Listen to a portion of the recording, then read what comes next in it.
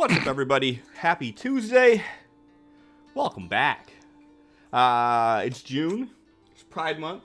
You've probably seen the intro updated with that. You see Melissa's hoodie. And you see this rainbow that's going on above my head right now with the exclamation point Pride command. I might update that throughout the month to have more factoids. That was a good idea, so I might do something like that. With that being said, I don't really have any house cleaning stuff except for like all of that. And I did update the intro, so it's going to work properly now. Mm-hmm. With an asterisk after that statement. Yep. Just updated everybody's player point. So John, you have 5. Melissa, you have 9. Sin, you have 6. Jake, you have uno. Who wants to do recap? I'll take it if no one else does. Jake, thanks for the resub. All right, John, it's all on you. So they had to figure out how to open the door again because when they went to sleep and woke up, it was closed. Well, they closed after they left, and then Vardrak blew the door open to find that everything had reset. By which he says, "Yeah, fuck that. We're gonna try and skip this shit." And he cast an invis spell over most of the party that he could. Vakta just used her stealth skills, and then we had somebody just using the ring. Batsu. I think it was Batsu, yeah. So we kind of like put a hand on the shoulder of the person in front and just kind of follow Vakta in, and eventually we came to a glowing door with some runes around it. And when Vakta went into the door, she went poof. So Vardrak goes, "Oh no, my wife!" Poof. My wife. And then Ravage goes, "Oh no, master!" Poof. It's just so accurate. Then Basu goes, "Hold the fuck on." Hold up. Smart people should think. So they did, and decided not to walk into the door. But then they were attacked by creatures that they could not see. At the same time, our 3 poofed adventurers ended up in a previous room inside of a glass cylinder blowing extremely cold Arctic air from the ground, and they couldn't touch the ground. So Vardrak immediately started bashing his way, trying to get through the glass. Ravage started following suit, and then Vakta came in and started doing her thing. Eventually they broke out, bust out of the glass, and then they had to figure out how to get out of the room because the cold air was now venting into the whole temple that they were in, or cave or whatever. So they tried to go into the sand room that they avoided last time, but as Vardrak went further in, he started finding it difficult to breathe. So he turned around and said, "Nope, we're going back." And they cut through the other way. While they were trying to cut through that room, Taldir all of a sudden poofs into the room in the glass, what used to be the glass cylinder. And then he's got to make his way into the other door too.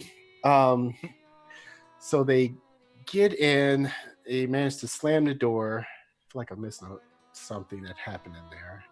But anyways, so they go to regroup with Batsu and Rakar. Rakar accidentally kills himself defending himself against invisible creatures because he used a kill cloud or something, some sort of murder cloud spell, and he was in it and died.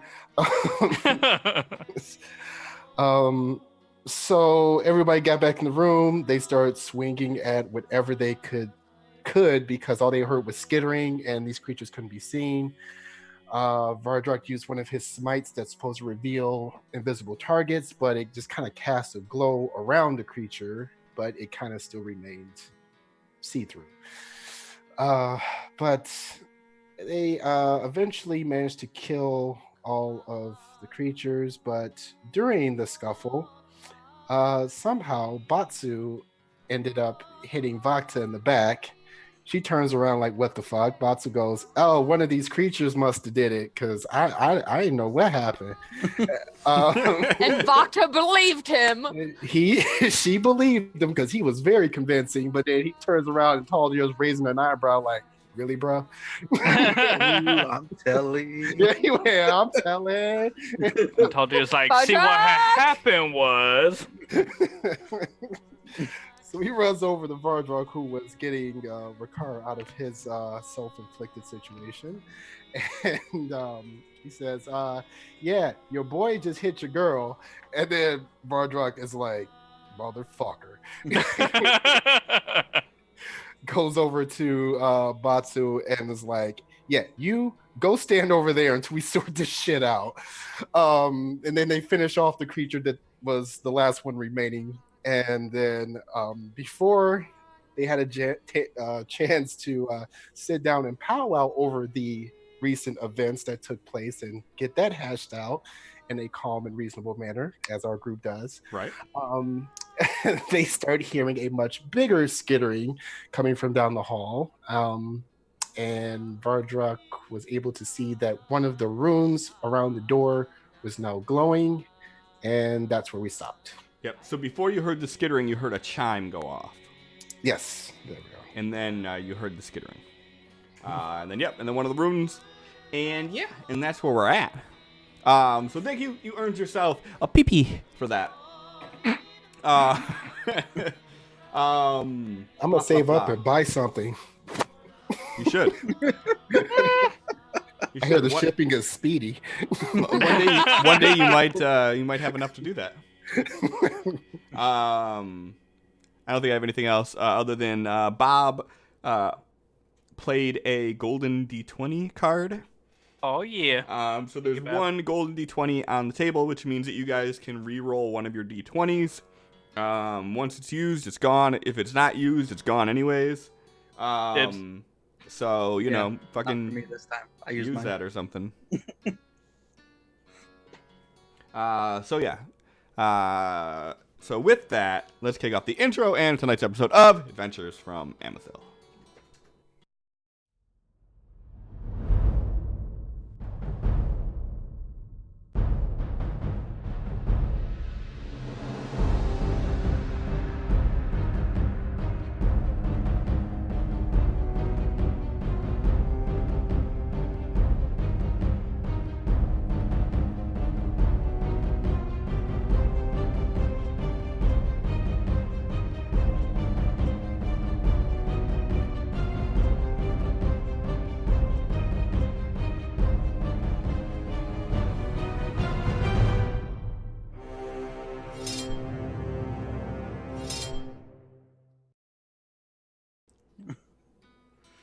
So,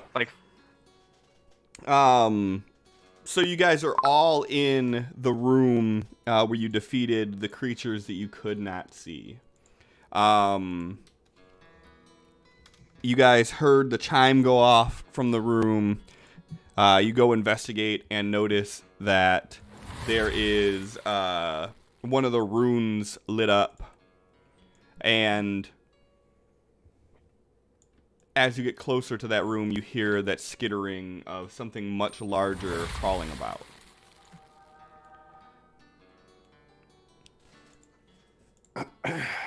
And which direction does it seem to be coming from? The sound seems to be coming directly from the room to the east of, I'm sorry, to the west of all the runes.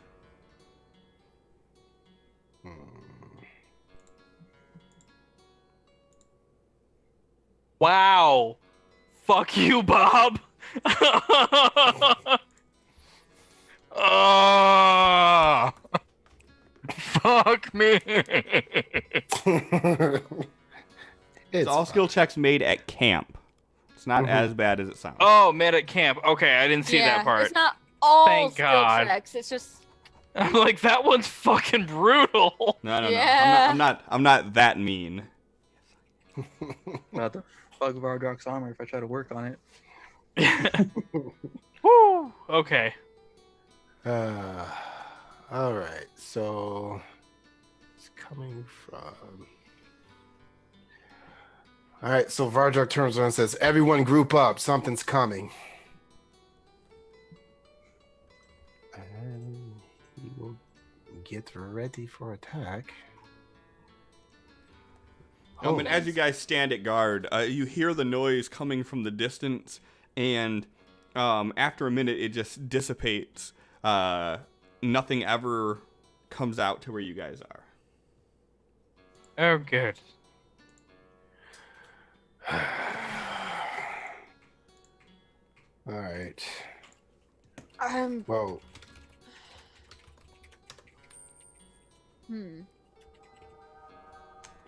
we can't stay here forever, so we need to see if we can figure out what these runes mean so we can get past this door. Touching them and hitting them doesn't do anything. I already tried that. Not everything can be solved by punching it. Well, you try something. Get any more ideas? I didn't say that I had ideas. I just said that punching it clearly doesn't always work. Do If I go and place my hand on the rune, doesn't do anything. As you touch it, it's just cold. Everything's cold. Vardrak puts his hand on the glowing one if he can reach it. Yeah, it's the top left one that's glowing. You'd have to probably stand on your tippy toes and stretch out to touch it. It's about 12 or so feet up. But you put your hand on it, and it just feels like cold stone. Okay, and if he puts his hand on another rune, it feels the same way? Correct. No sound, humming, vibrations, anything? No. Other than the initial chime that it had when you heard it from the other room, there are no sounds that are coming out of this. Did it change shape at all? It did Same not. room? It's the same shape. It's just glowing now. Can I read it now that it's glowing? It's the exact same shape. Like, it looks exactly like it did. It's just now it's emitting like a similar blue light to what the hallway is.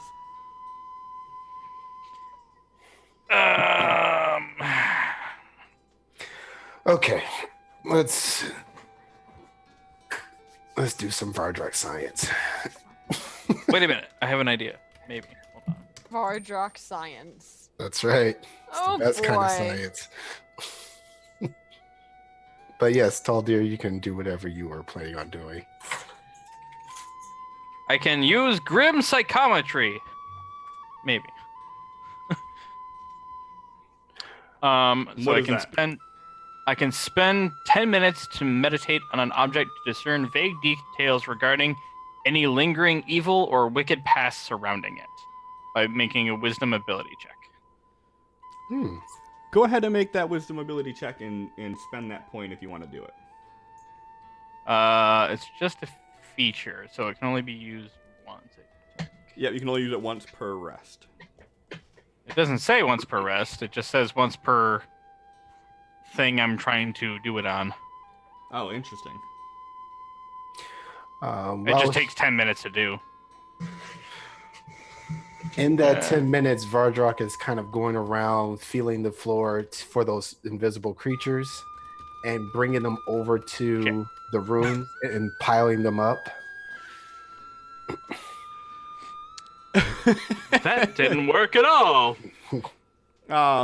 Give me an investigation check on Vardrak. Well, like he's just walking around, like feeling the floor and everything. Like, Understood. yeah. You're still investigating though. No, I got you.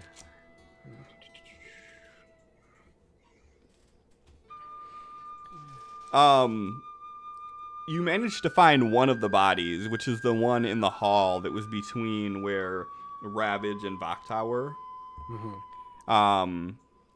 And you drag it across, and I mean it feels kind of slimy to the touch, almost scaly.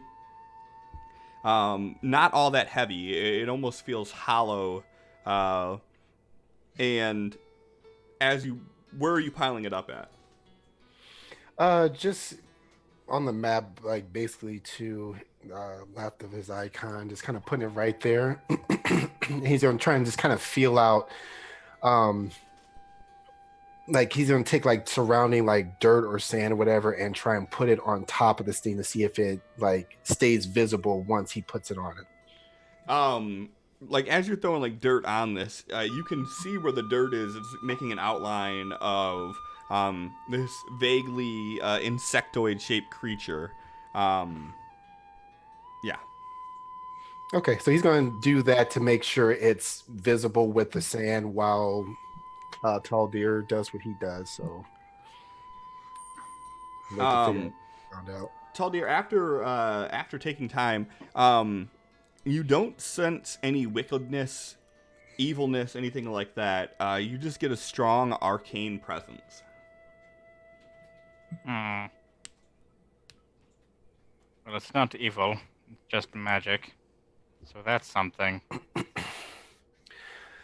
Yeah, the queen herself would probably come up as evil, but I don't think she made this place. According to what she said, she had someone else hide it here.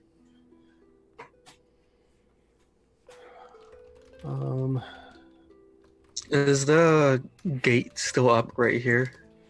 The gate is down all the way. And I'm guessing this room is pretty dark. This room's not that bad, given the fact that there's a bright blue light coming out of that tunnel from the west, lighting everything up in here. And it's casting crazy shadows in the room through this gate. Like as the shadow of this large iron gate is laying in this room, the areas where the shadow are almost in complete blackness.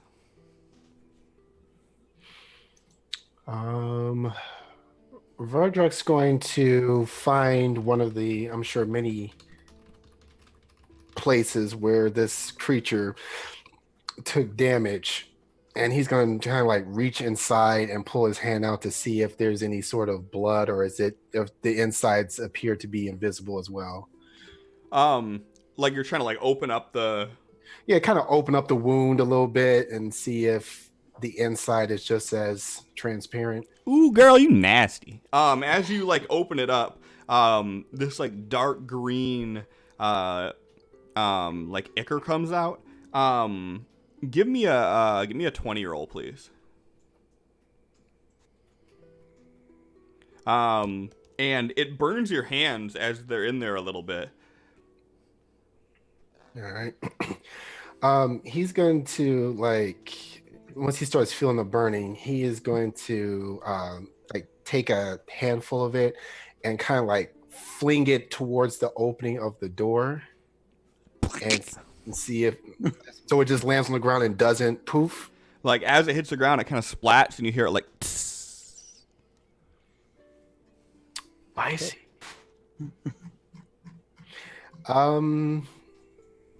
He's going to attempt to rip off a body part then. Go ahead and give me a strength check followed by a 20 roll. Okay. I say.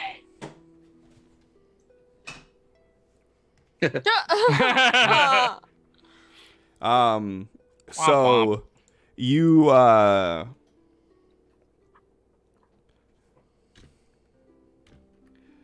you manage to rip off what feels to be like an arm, which has like this long like clawed pincer on it, almost like vaguely reminiscent of like a praying mantis. But in doing so, the fluid inside the blood, that acidic blood, lands on your hands, and you take 24 acid damage from it. Okay. He takes that and then throws it inside the room too. Son of a bitch. You throw it in there and it just... And then as it spills out the ichor, and you see it smoking. And he, wipes his arm off, and then he's gonna reach in his pouch, grab a copper, and he just kind of flings it in the room and see if it lands. Tink, tink, tink, tink, tink, tink, tink.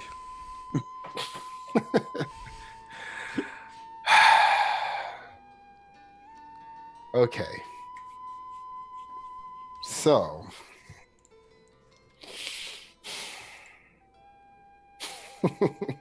Who wants to volunteer to try and go in that room? If I say I'll do it, you'll just tell me no. Yes, you're correct.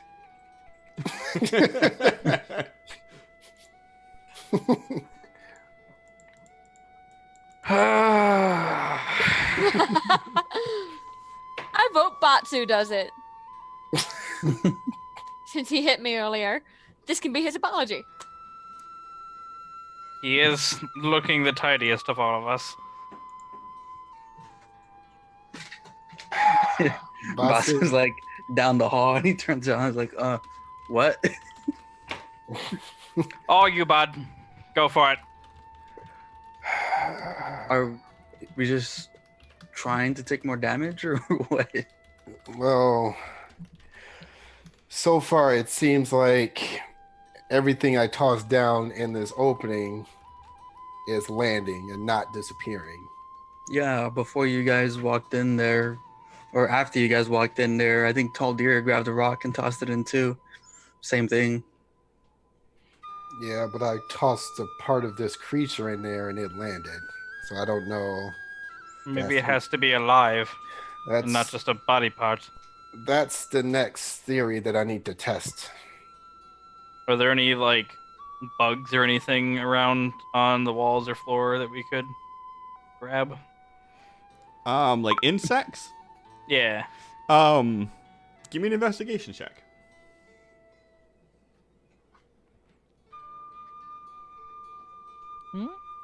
Um,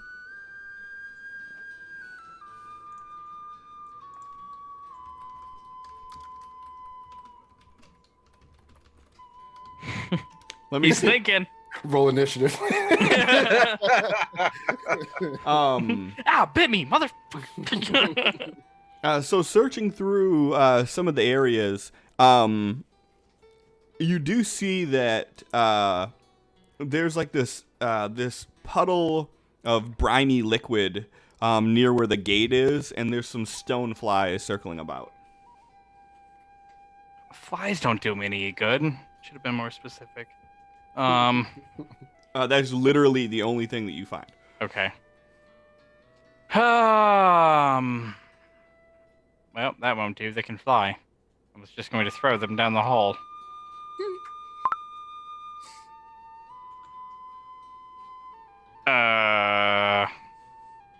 I got nothing. You guys?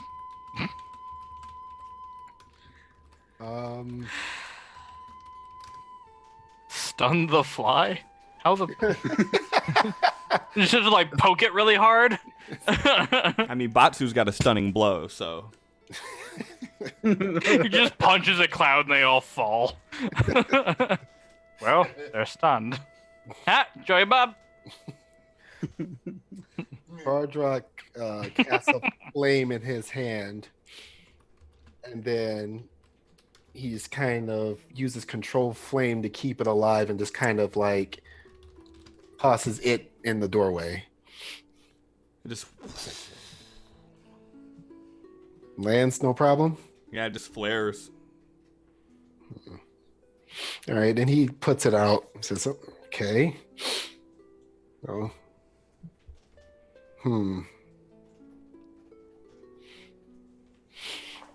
All right, Batsu, you're the fastest of all of us.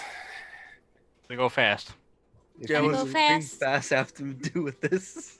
Because if you land back in that previous room, you can get out of there faster than any of us.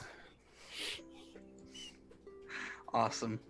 You'll just go back to the room with the circle before the dark hall. It'll be fine. That's what it took all of us.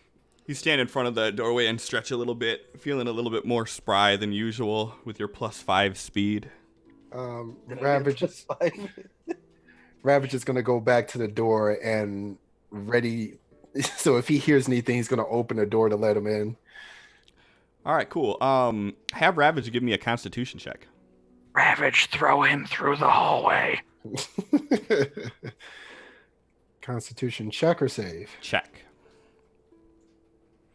Okay. All right.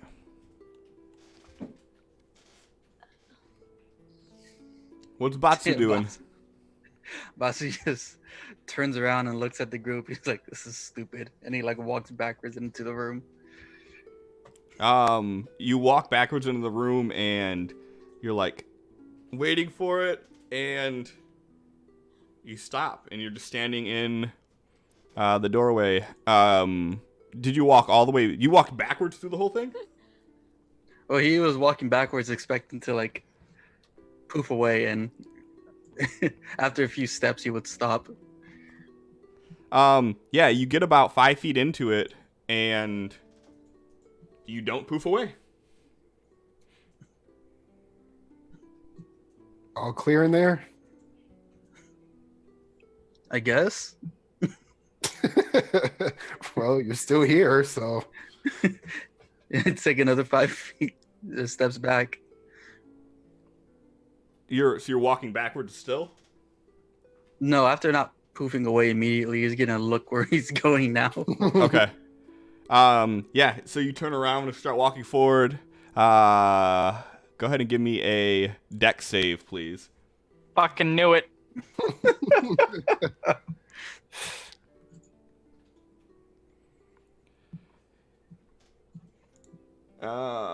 boop, boop, boop, boop. Batsu just hears in the back of his head, "Wee! God damn it, Grimble!"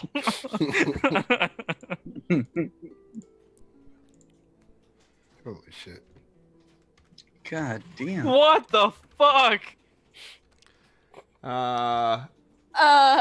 So, Batsu, you find yourself in this room that is blindingly white, covered in ice.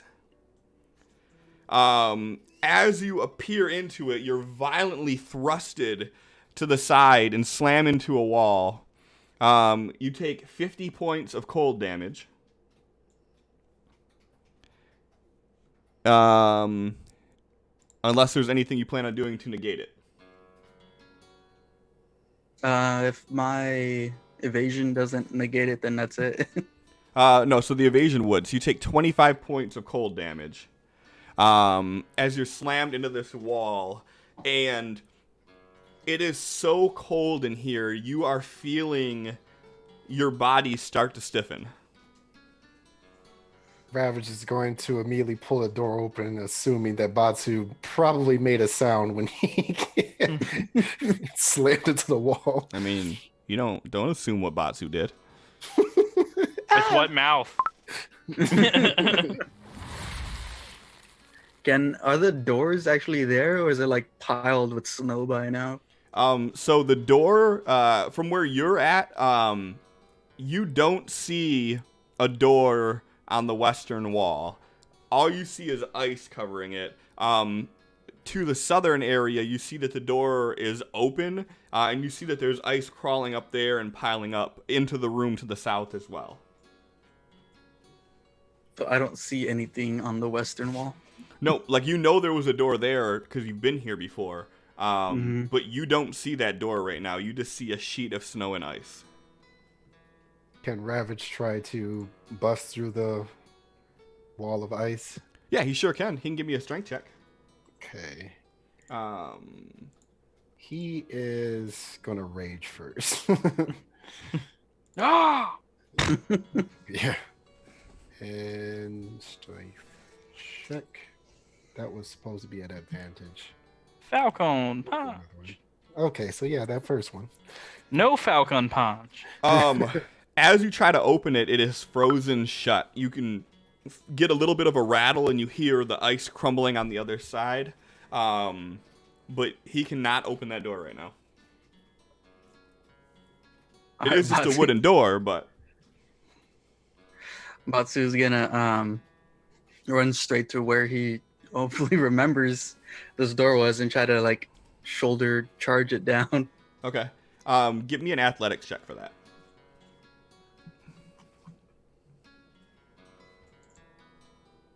Ooh.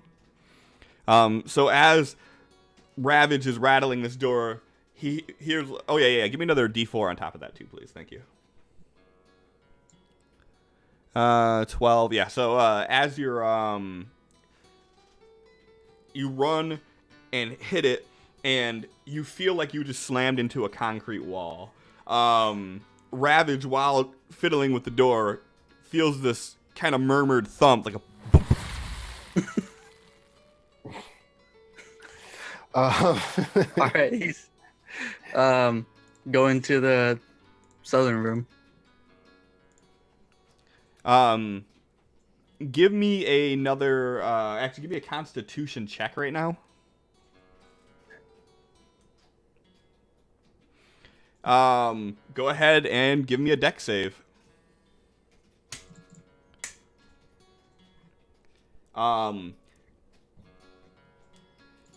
In case you were curious, actually no. You got another D4 on top of that. Give me the D4 too, please. Okay. So, your call. But there is a golden D20 on the table. If you want to use that. If you don't want to, you don't have to. I used it last time. It's for someone else now. Okay. Oh no, Batsu's going to die. My worst fear. Seriously, I rolled 100 2 times in a row with that.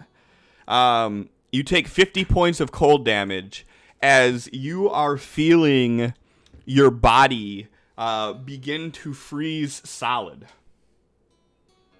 You make your way into. What's that? In this room now? As you're making your way to this room. Ah. As you climb through this hole from the ice and snow that's piling up from in here, your throat begins to get a little scratchy, and you notice that there is a strong gust of cold wind blowing through.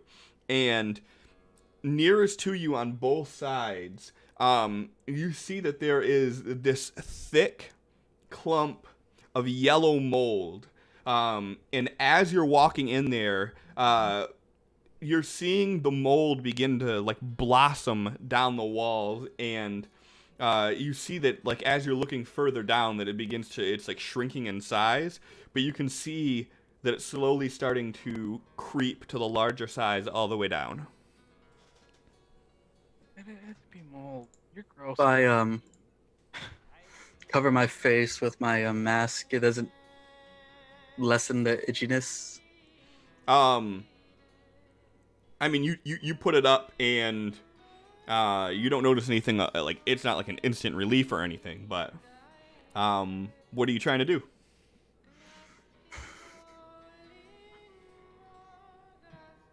Gonna walk down a little bit. All right, and as you're walking through this room, you notice that on to your left, there are 4 cages that are beginning to freeze over. But you notice that all 4 of them have been broken through from the inside out by some sort of large creature that has knocked its way through there.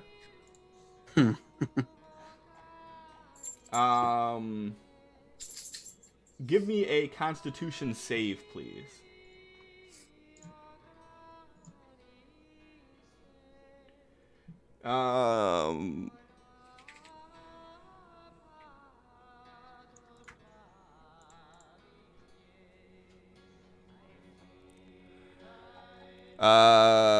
You take 6 points of cold damage as you continue down this way.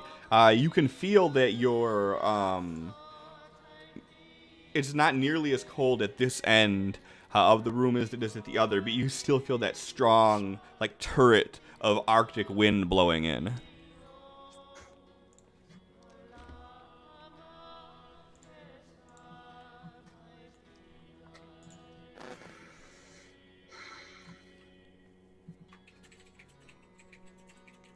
Oh yeah, with the D4.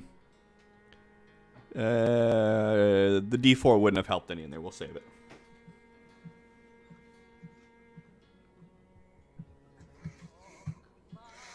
Well, shit. All right.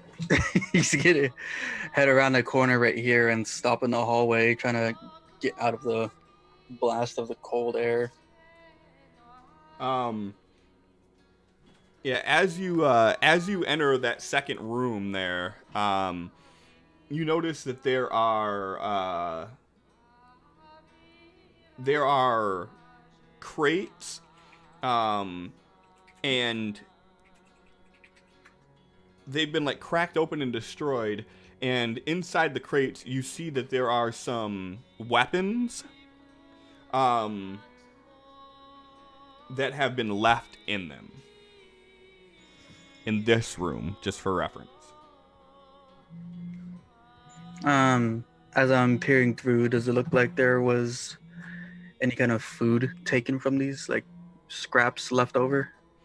In this room, it looks more like it was at one time an armory, more so than any sort of provisioning area. Okay. Who's vibrating? That's my phone. That's Your my egg. hotspot?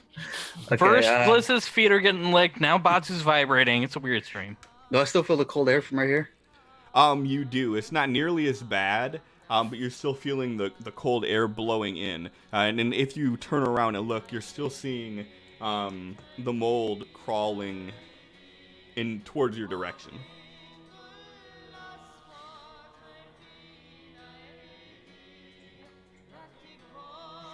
I'm gonna shoot an Eldritch Blast at the mold on the wall. Okay. I don't like this stuff coming closer to me. I see you too subscribe to Vardrug Science. I didn't know Vardrak believed in science. Shooting mold doesn't seem like a good idea. The only thing that doing that is going to do is proceed to get more mold on you faster. Doggo! So for reference, you don't think it's coming towards you per se. You knew it was heading in that direction before you started heading down. But if you want to attack it, by all means, go ahead and roll me an attack roll. No, if it doesn't look like it's changed at all with me moving, then you want it. Okay. This is the worst. Gross. What about this next room? As you look down this hallway, you see that there is a set of stairs that goes down. You see that it opens up. You see that there's another set of stairs that goes down and it opens up a little bit. And do you have dark vision? I do not. So basically, it looks almost pitch black by the time it gets down past that that set of stairs. So you can see in the room there's light shining in from where you are. Another set of stairs in another room, but you can't really make out what's in that room because it's just black. Okay. Whenever he gets past this mark, he is going to try to act stealthy. And he is gonna try to use the boxes and weapons to build a barricade right here. Well, so the weapons and everything were in this room. Yeah, he's gonna pull them into the next room and try to do that. Okay, give me a strength check.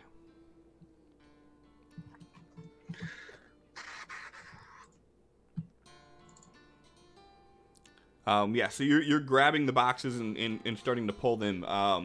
The integrity of the boxes doesn't look that great. It looks like they've suffered from water damage, which has since frozen over and given them a little bit of rigidity at this point. But you can fairly easily, break it out of the spot that it's resting in and drag it into the hall there with you. Okay. Yeah, he is going to do his best to make like a barricade right here with the weapons pointing down the next set of stairs. All right. Batsu touching a box? That's new. Well, if they're broken already, then. And it's a mimic. Fair. Roll for initiative. No. Oh God! So what's your plan? What's going through Batsu's mind while he's in this room? He is thinking that something came from the long hallway. It's traveling further in here, so he needs to build up a defense in case someone maybe comes to look for him. If not, he is defending on that side, possibly. If Okay. not, then he's gonna hear some noise before it gets to him. So Ravage tries to open the door, can't quite muscle through it, feels like a little thump, and then hears nothing, feels nothing at all from the other side of that door. Okay, he's gonna return to the rest of the group. Well, By he's which- dead. By which he finds Vardrak like, okay, what do you see now, Batsu? Batsu? Buddy? Yeah, so I mean, when Batsu walked in there, when he first walked in, and he's like, "Okay," and you're like, "Is it safe?" And he's like, "It seems to be." And then a second later, you'd have heard like a pew.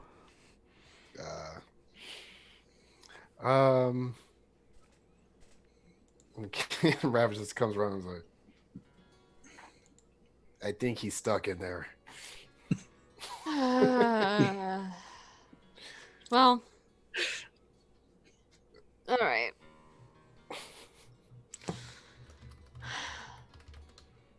So if fighting things in this room made one of the runes light up, do you think we have to explore the rest of this place? It's possible that we have to meet the challenges before it allows us in. Show that we're worthy or something? I don't know. Okay. So Taldir, give me a Arcana check. What purpose? Cause I mean, you don't have to. I mean, I'm gonna, but fuck me! Can I roll good just like once? I mean, there's a golden D20 if you want to try to use it. yeah. should You want to change use the color golden of your D20? Yeah, I'm going to because this is bullshit. Go ahead and do the D20 again. Or, do the either way. There. That's a little better. So you use the D20 and then it immediately came back. So there's still one on the table. Ooh. Second dibs. So That's not how that works. from sitting Watch me. there looking at these runes and putting everything together, you get the feeling that there is the pattern is like a almost like a magical key, and when you guys killed the group, it triggered the first one to go off. So it would go with your deduction of the arcane that there are other things here that are going to trigger these other runes. Careful, it's a trap. Effectively. I think we need to go do other things to set off the rest of these. He's pointing up at the runes. He's like, we killed those invisible sons of bitches, so maybe there's more things in here we need to kill. That's like your favorite thing to do, is it not, Fardrock? Killing things? Yes, it's more enjoyable when I can see these things, and even more when we're not going to die to something like the cold. And we're down a man, and we're going to need to find him first. Has anyone been down this hallway? He's going to step down here and point. We were down there-ish, more Batsu shooting random bolts of energy down it, but we have not gone all the way down there.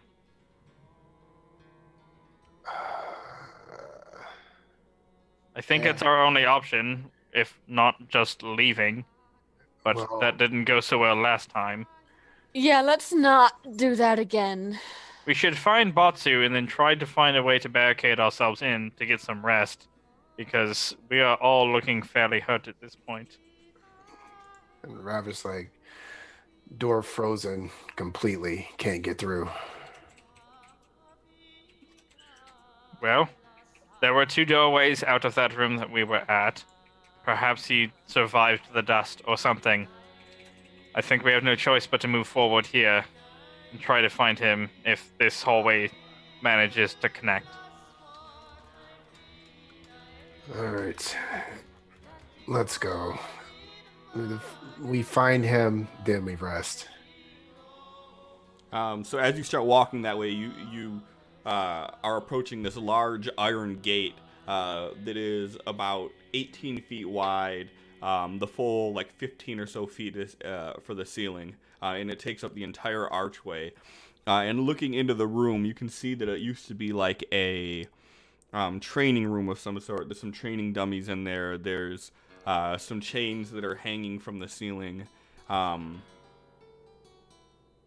yeah, and there's a big old gate. Does it look like there's any levers or anything that might trigger the gate? Not that you see immediately, no. Vakta, you want to check around here to make sure this isn't some sort of trap ready to spring on us? That's just what I was coming up here to do. I can get through here if we need to, but I'm looking around for traps or hidden levers or anything of that sort. For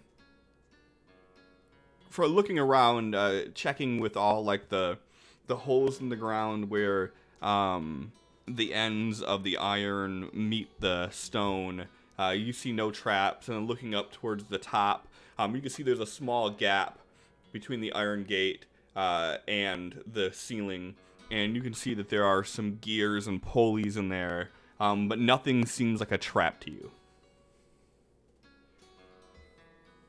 Okay. I think if we tried to pass through, it's safe, but I don't see any levers or anything. Maybe there's a way we could lift it, or maybe it only opens from the inside. I can get on the other side if we need to. How does this gate? Okay. Does it look like there are any rails or anything on the side of the gate? Or is it just bars? They're thick iron bars with small spacing in between. It's enough space you could get your hand through, but you'd be hard pressed to fit anything much larger than that through the spacing. Unless he's a gas, and then he can get through. That's true. Also, you would all remember, except for Vardrock maybe, because perception. That initially this gate was only about halfway down. Wait, I thought you said the gate was in the hallway that made people go poof. Or No, the other gate. Nope, the gate has always been there. It's that thick black line on the map. And when you guys were initially there, that was about halfway down, not all the way. It wasn't until Vakta and all of them walked through that the gate slammed down. Oh, it's a puzzle, so you some kind of some bitch, aren't you?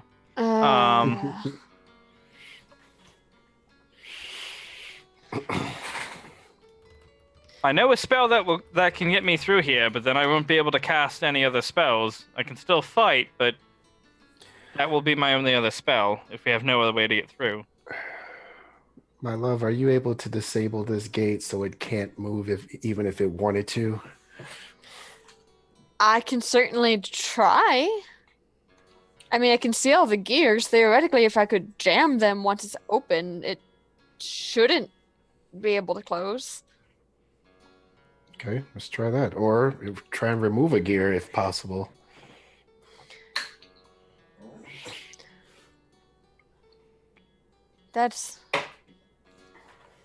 Yeah, I don't know if removing the gear wouldn't help us open it, I don't think. But keeping it from closing, quite possibly. Yeah, I don't want to be locked out of anything. Or any other doors slamming and separating us. So if we can find a way to open it, I can find a way to jam it. Looking through the gate into the room, are there any like weapons or sticks I could grab to jam up into the gears to jam it? There's nothing that you can reach, but go ahead and give me a perception check. I'm better at this than Fardrock. Barely. You notice that there are some discarded weapons. You see that there are some chains hanging from the ceiling. And you notice that there are parts of the stone on the ground that have been either removed or eroded through, and you can see earth. There are some water puddles there, specifically one of the chains you can see water dripping off of, and the chain looks rusted, like corroded. And then also, through the doorway on the far east side, you see that there are a bunch of rugs kind of haphazardly laid out in a weird pattern that start around this area. I'm on the wrong account here. Hold on. Start around this area and head into this hallway here. They're just kind of like laying and overlapping one another. And then to this side over here, you can see that there's an opening, and it appears to be dirt or something on that end, but you notice that the stone ends. I don't like this. Do I have anything in my pack to immediately jam it? Not if we jam it. Hey, Batsu, Yes. how you doing over there? I don't know. Give me a Constitution save.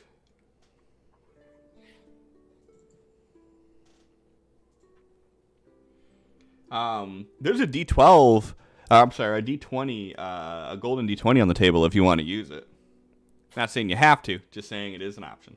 I probably would. Seeing as how you've gotten real fucked up by that con save before. Yeah, I use it. Go ahead and roll me another Constitution save, please. You know, I wonder if that. Yep, Oh, that's what I was shit. expecting.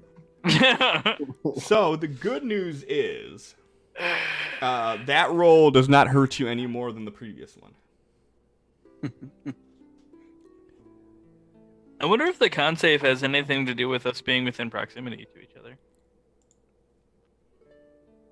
Or if he's just in a real sandy, gross, moldy area. You take 5 points of cold damage as this wind is still blowing down from there. It's not nearly as cold as it was in the other room, but it's still pretty damn cold over there. Still okay. Oh, he's moving further in then.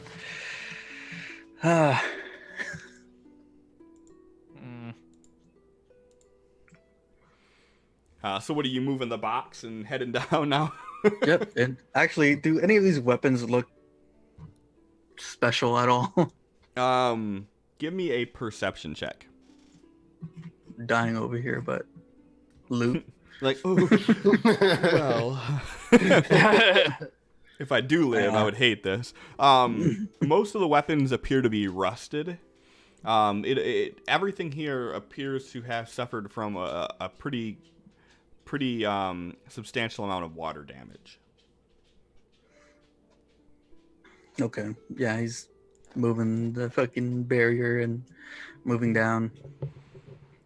As you walk in here, this room is like almost pitch black. You can make out that it's a large open room. There are some barrels and crates in here as well. In the middle of the room, there's a large wooden table. It's long, probably could fit 8-9 people at it. You see that the ceiling in this room has partially caved in, and some of the stone that has fell is on that table. And you notice that there is an area that looks like another hall or a doorway, but you can't tell. It appears the door is shut. And to your right, there's another corridor that leads into another dark room. Alright, stealthily, he is pulling out his sword and like watching the boxes and the table as he moves through this place. And he's just going to the open room. He's not messing with any doors.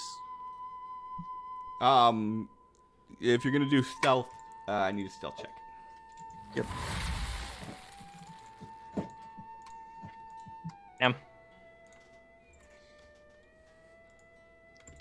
Y'all stealthy motherfuckers.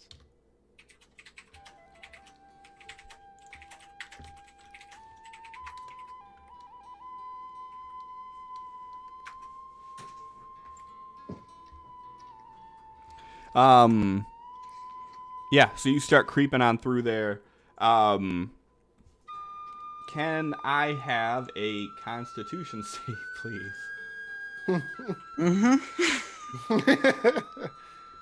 Just to let you know, there's two more golden D20s there, Batsu. To let you know that there are 4 golden D20s on the table right now. 4? Oh my god. Oh, that's a 1, so I'm using 1. Okay. So now there are 3. Oh my god. There's you only get 1 reroll. We're not playing that game. Sorry guys, using them all.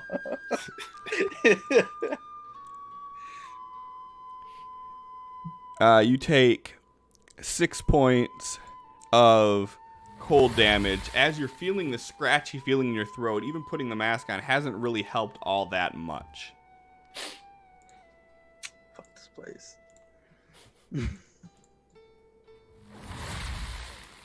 As you stealth through, you notice that this room, there are silhouettes of shapes in here that look like humanoid shapes almost.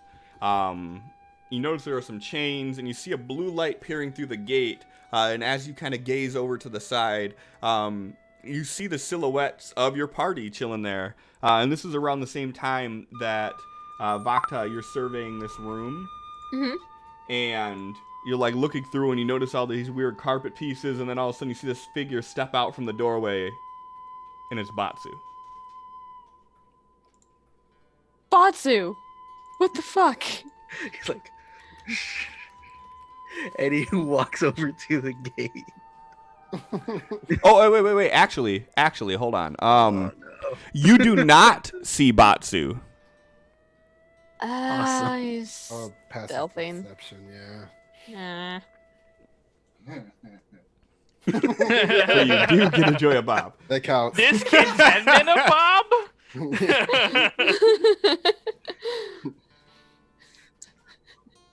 Just so you know, every time we do that, he laughs even more because he's like, "Oh, they caught me!" kind of laugh. It's even great. It's so great. Batsu, you are up to plus 10 speed now. Oh my god.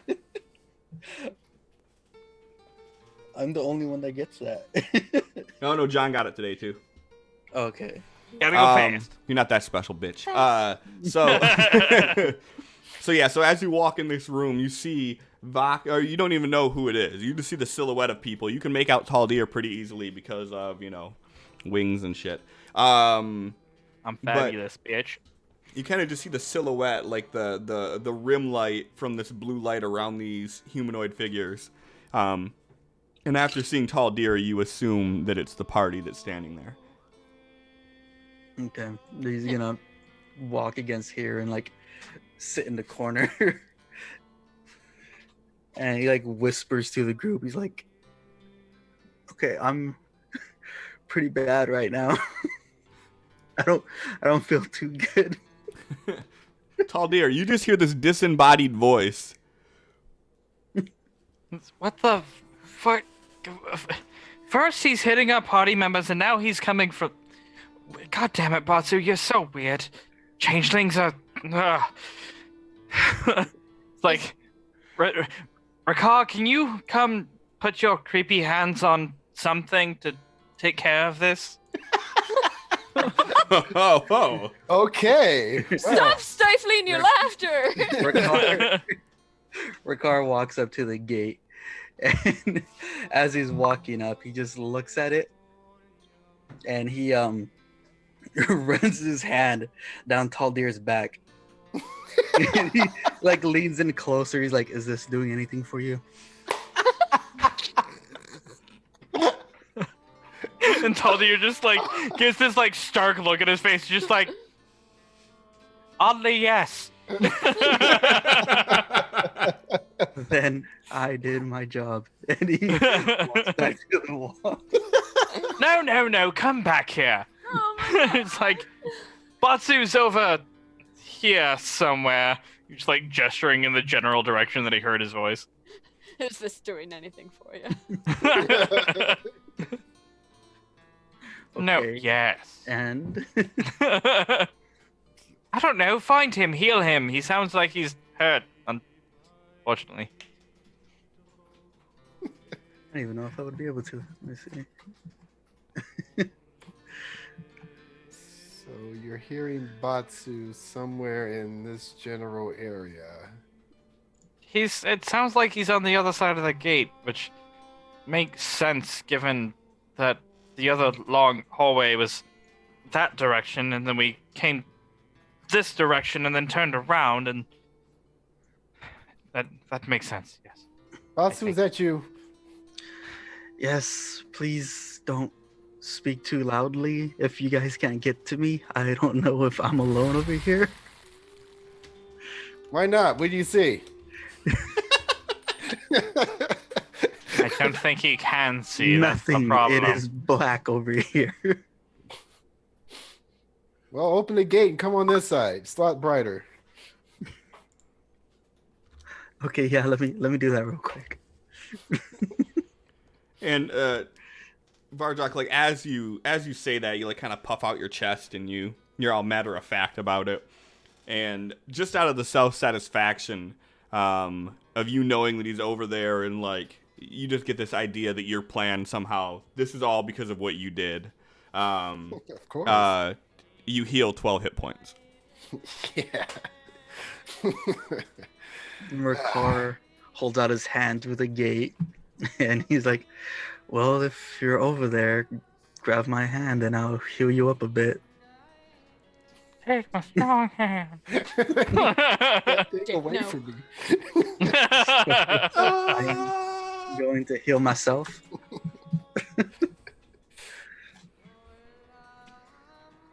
Make sure you target yourself. I did. I know. I'm about to touch myself. Mm. It's one of those Sin. parties. Real interesting today. Sin. It's not too much, but that's all I can do. Is that what she said when she was finished? Sin, Oh. give me a 4d4 plus 4, please. Welcome. All right, let me do 4. I figured that would have been decently timed, Cliff. Not bad. Those 2 ones. Yeah, so you heal yourself up. Ricard heals you 25 hit points. Awesome. Batsu's gonna look around what he can, see if he can find a lever or a switch. Pull the lever! Long leather. I mean, you can make out vague shapes. Like I said, it looks like there are other things in here that are like humanoid shaped. You can see that there's some sort of clutter, but you can't really make out anything specifically. Batsu, did you not bring a torch? You radiate fire. You are my light. Oh, Aw. thank you. Gay. I was about to say, Bang Pride. Rainbows for days. I mean, fuck it. Bob did Butt too. fuck Yeah, I seen it. it? Okay, does anyone have a torch? I mean, Uh, I could light up the room, but that seems kind of a waste of my potential. I do have a. I think I have a torch, and I'm gonna dig through my bag and scroll through my endless list God. of Oh my inventory. Bacta takes off her backpack and just starts emptying it out, and it's just like Fucking empty poor wine I bottles and shit come have- pouring out. refugees. Ooh, I have a lantern and 5 candles. So, would you rather have candles or would you rather have an oil lantern? What scent would you prefer? Give me a I candle. don't I think you'd also be. have perfumed candles, so don't test me. I don't think you'd be able to fit a lantern through the bars. Alright, I'm gonna pass through some of the unscented candles. Aw. The scented candles are for special Holding up her occasions. bag, like Yeah, they shaking. are. It's like it's still going. I'll find them eventually. They're in here somewhere. It just like turns it upside down and everything It's still just starts- going. The room Falling. up. It's like a cartoon where you just keep shaking and every time you shake more shit falls out. How'd you Why fit do you that have in roof there? shingles in there? You never know.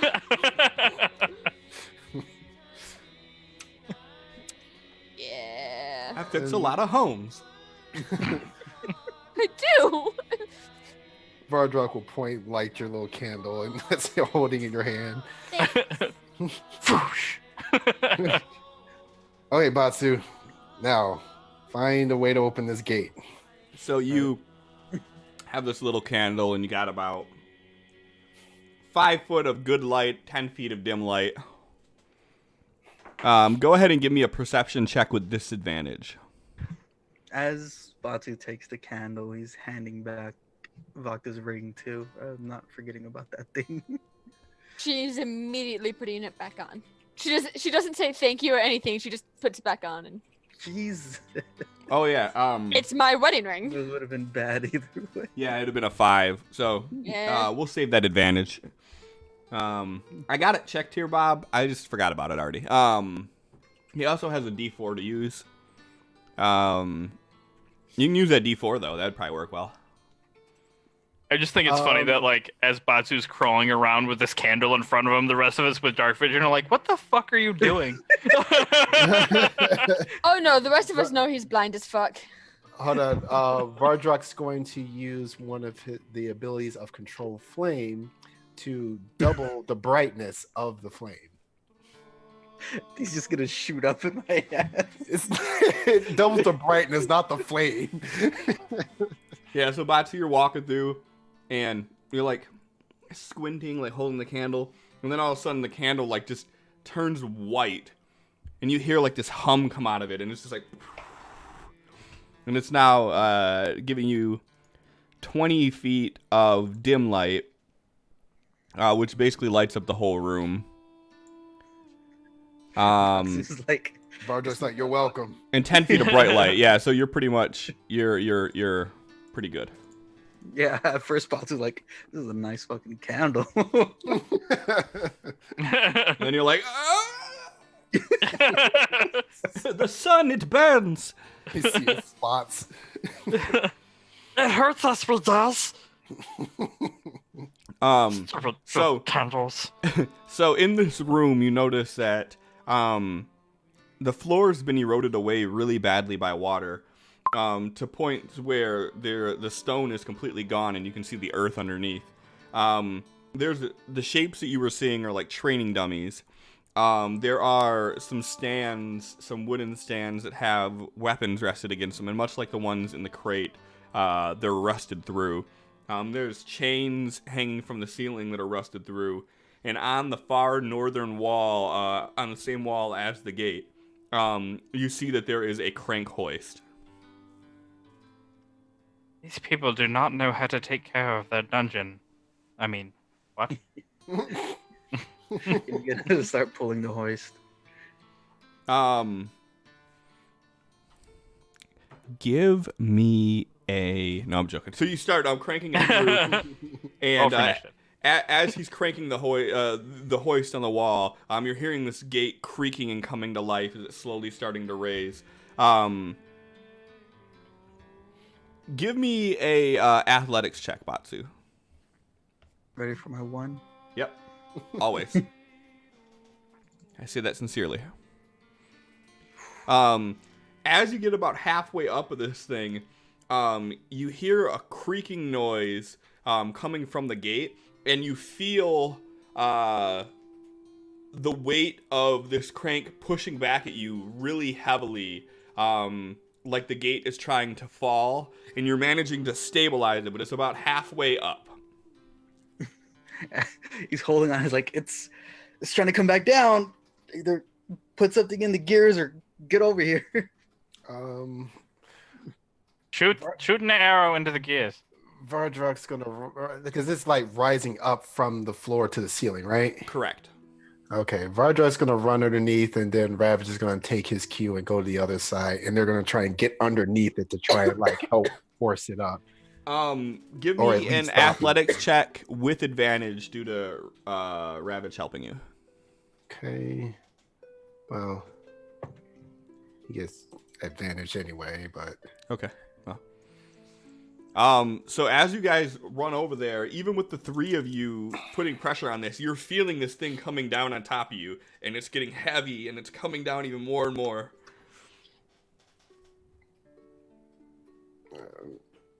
And everybody else is yeah. Rolling under the gates. Yeah, Ricard moves in. Getting the Running fuck through- under. And I've got a hammer of all things to try to jam into the gears if I can reach. If not, I need a boost.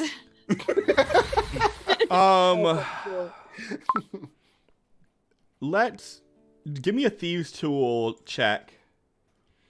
To see how well you can do this here. Do we Are still have you golden proficient? d20? We Aren't do. We you- have 3 of them. I'm that gonna like use another one 20? because I don't like that. Okay. Aren't you proficient with Isn't it? that a 20 anyways? Yeah, it's a 20. Oh yeah, Yeah. I am proficient in it. I think double You're proficient. actually double proficient in it. So that would be a 20 Okay. total. So you're trying to throw a hammer in these gears. Vardrak and Ravage are holding this up. So after everybody gets in, what are you two doing?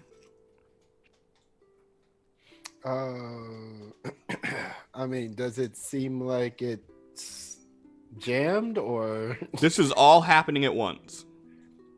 Vardra's waiting to see if she's successful before he does anything because he doesn't want anything to just suddenly start moving and fuck her up, Well, they're already on the other side. right? So they all went over. She went to do this. You guys are underneath it. You're waiting to see if it works. Well, waiting until like if it looks like it's just gonna come down regardless, then they're both gonna just kind of move to the side with the rest of the group. Okay, But yeah. I mean, you're seeing it don't- coming down on top of you. Don't let it fall.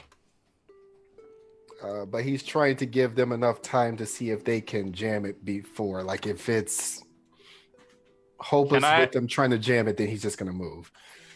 Taldir is going to like. Are the gears clearly visible? Would Taldir be able to see them? Well, I mean, there's a small gap between like the opening in the ceiling and the gate, where you can see the mechanisms above it. Okay. So like as Taldir's like diving under and like looking up at the mechanism, he's gonna try to fire off a chill touch up to the mechanism to try to like freeze it in place. Okay, give me an attack roll on that.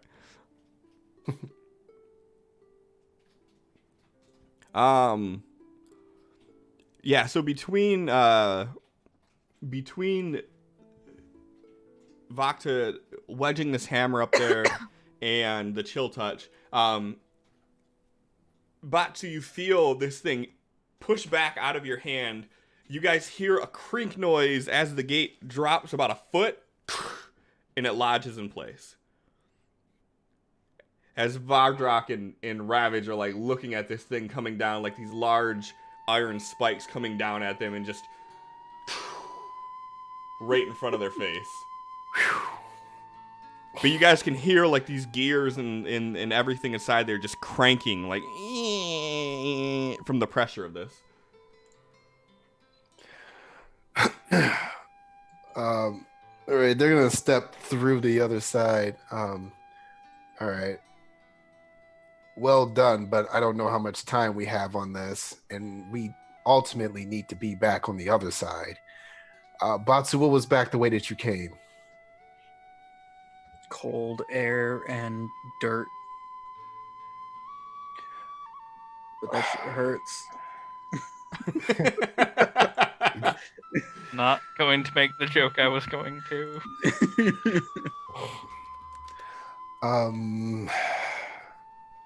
Okay.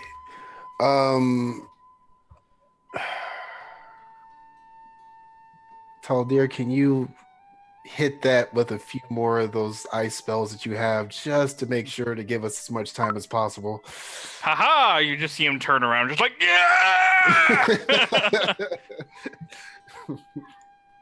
Just like every possible spot at the top of the gate, he just like throwing his fists at, trying to get it to stop.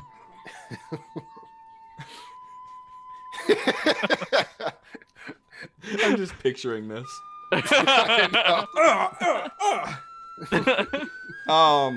take doesn't it know he can do this shit. I take it this is a cantrip, right? Yeah. Okay. Yeah, so he's just sitting there, just looks like a kid throwing snowballs, basically, at this point.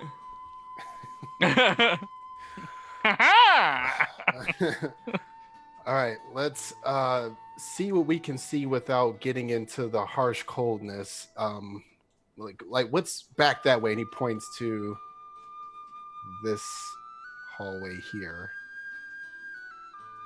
Who are you asking? He's looking more so at Batsu since he's been in this direction. You're looking at the guy that is blind in the dark. Well, he's got a candle in his hand. I mean, Yeah, he's looking with the candle, and he's like, looks like there's some rugs on the floor and a hallway. Okay, so you didn't come down this way, is what you're saying. No. And he like points towards the sand, like that connects to where we came in. Okay, well, let's see what's down this hallway first. Hopefully it doesn't go too deep, and then let's try and get back. Sorry, I'm a child. So yeah, he's Too deep's the starting thing. to- So as you start walking through this hall, you see that it spins around. It's a long, narrow hallway, just barely 5 feet wide. And as you're walking through, you're just seeing these rugs just haphazardly tossed on top of each other. And like as you're walking through, like the rugs are becoming even more and more loosely tossed, where they're crumpled up and you're stepping over them. And as you come to the end of the hallway, it wraps around to your right. Vardrak will stop for a second, get down, and like peel up one of the rugs and see what's underneath. Another rug. All right, he put it Why down. are there so many rugs? And then he'll walk around the corner and see what's in this room. As you walk into this room, you see it's a large room that looked like it used to be some sort of a altar or a church. As there are pews that are on the far wall, sort of stacked on top of one another. And the floor is completely littered with rugs. Different colors, different sizes, making this mosaic pattern almost on the ground.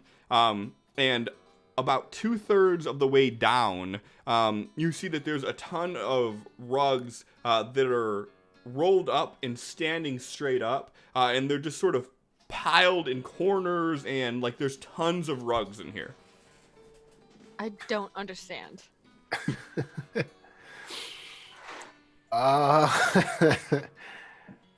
Okay, based on this sort of what appears to be a place of worship, I'm going to make a religion check. See if any of this makes any fucking sense. Looking around, you see that there are no markings of any deity, other than the fact that there are pews. There are really no other signs from where you're at that this was or is any sort of active religious place. How do the pews look? They're much like everything else, kind of water damaged. It looks like they've been stacked there for a while. Okay.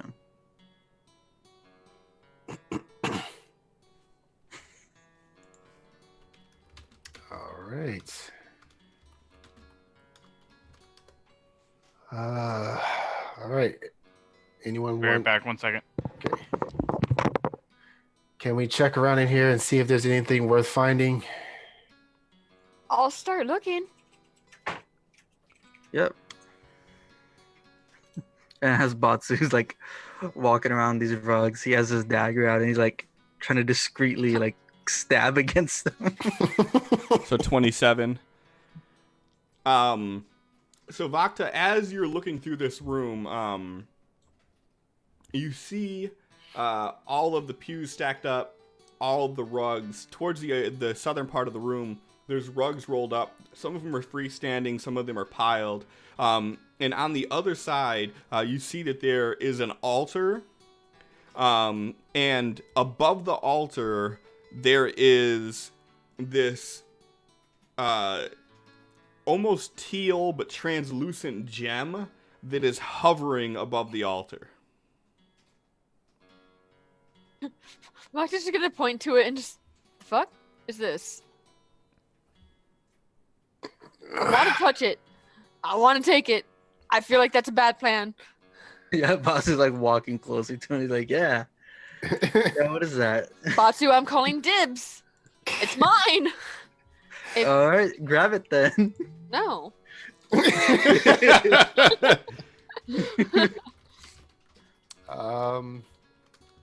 So it's just kind of floating there. Yes. Vardrak's gonna just like sweep his hand underneath it, see if he feels any resistance or if anything changes with the ball. Are you touching it, or are you kind of like? No. Are there it's any like- wires? Yeah. No wires here. Blows dust in the air to find lasers. As you hover your hand underneath it, the thing that you notice most is that this gem is radiating cold energy.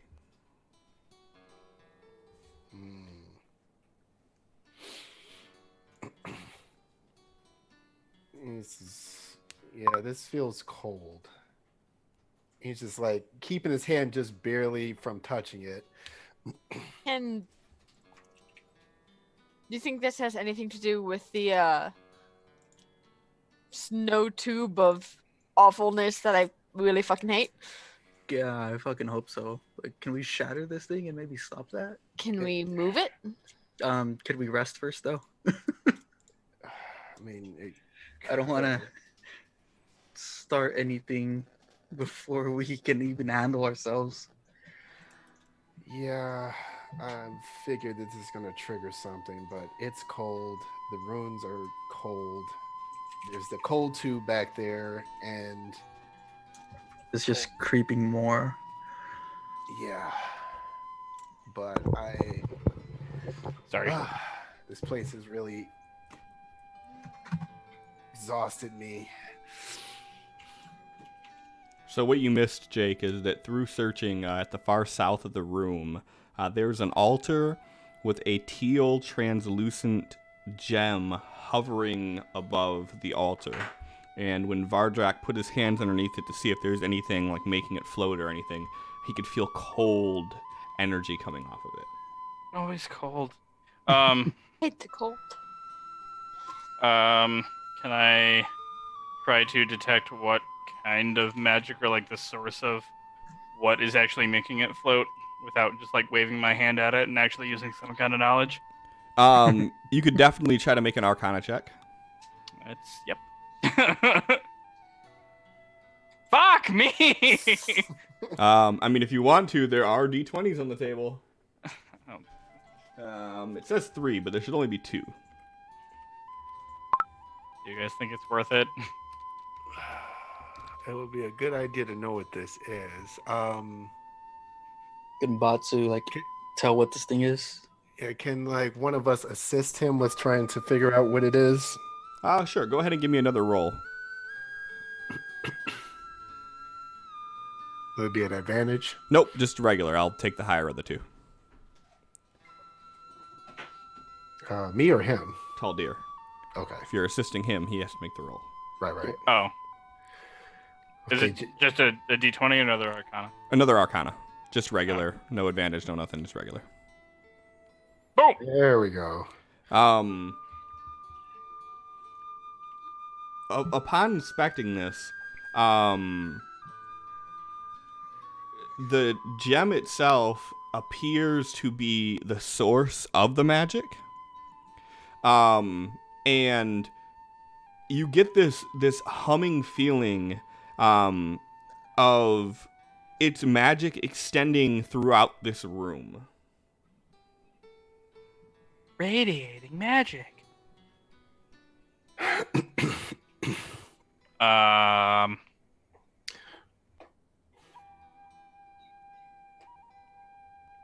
not saying that these are magic carpets, but they might be magic carpets. So, if we were to touch this thing, then something's going to happen. I can only assume so. One does not simply put a shiny floating rock on an altar for it to serve no purpose. Well, I mean, some people might. And he just like looks over his shoulder briefly at Batsu and then turns back around. Batsu's he's like sitting on one of the carpets, like trying to make it move. He's like, come on, fly. Okay. All right, everyone. 2 options that I'm seeing here. We try and do, 3 options. Look out, everyone. Vardrak's doing math. Option 1, good old snatch and run. And see if we can get out of here before whatever happens. Now, whenever you say run, I get worried. Option number 2, we rest up as we've been through a lot today, and we can really stand a little recharge before we face whatever comes next. But at the same time, we don't know how far this creeping ice is going to affect us later on, the longer we're in here. And option 3, we all leave out of this room back to the other side of the gate, except for Taldir, who can then grab the gem here, and then if it does cause the gate to close, he can just gas form his way through the bars. Okay, that's actually kind of smart. I was about to say, first of all, listen here, motherfucker. First of all, fuck you. Second of all, no, that makes complete sense. So those are the 3 options running through my head. I vote we do number 1 and then number 3. We can use these pews to barricade up that door, rest, then you all can fuck off and I'll try to grab the shiny glowing rock, because nothing clearly bad will happen there. I like that. Fuck you, Batsu! I went through the fucking kill door thing. But did you die? Emotionally, yes. That you all would put me through that. 1, you hit me first. Now we're even. 2, I gave your wife a house. Okay. So this is confirmed that you hit her. Like I said, We're it was even an now. accident. It's we good. were in the middle of combat. That was I a swung, and for some reason, she flew back at me. I'm pretty sure she was pushed or something. That's not what But I if saw. it just comes out as I hit her, shit was gonna happen. So I tried to cover it up.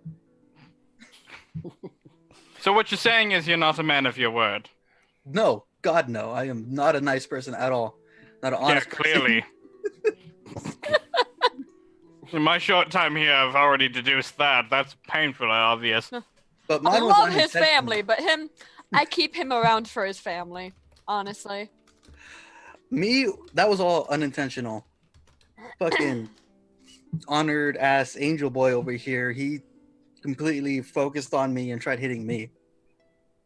I tried taking your weapon out of your hand so you didn't hit her again. I was trying to help.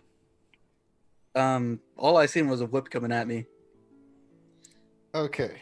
Sounds like a you regardless. problem. Look, time is of the essence. Let's get some rest.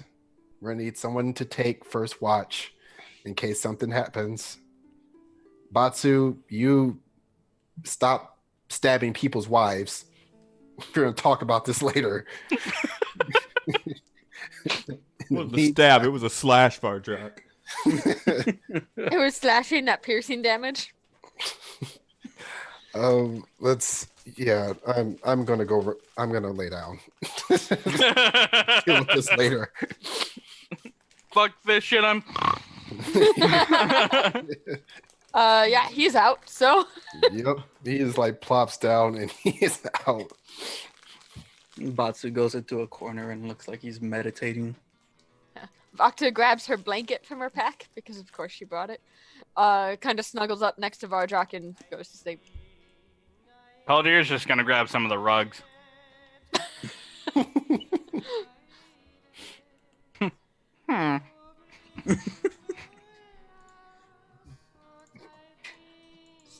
Ravage is gonna sleep like right in the door frame. Poor guy. No one told him to. He just does that.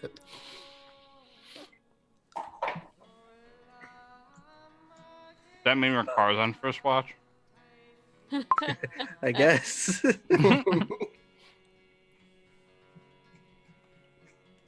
For the first hour before going to sleep, Batsu's going to meditate and try to get in contact with the jackal. Ooh, interesting. How loud are you doing that? If you could read minds, then pretty loud. Hmm. Jackal! Jackal! Help! Jackal! Jackal! It's a jackal! Jackal! These crazy motherfuckers trying to kill me. If it wasn't jackal the first time, why would it be jackal again the next 47 times?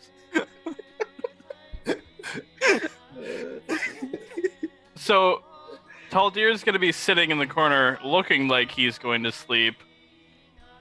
Keep But an eye on that really- motherfucker. Alright, let's see here. I'm not targeting Batsu. No. of course not. Why would he do such a thing?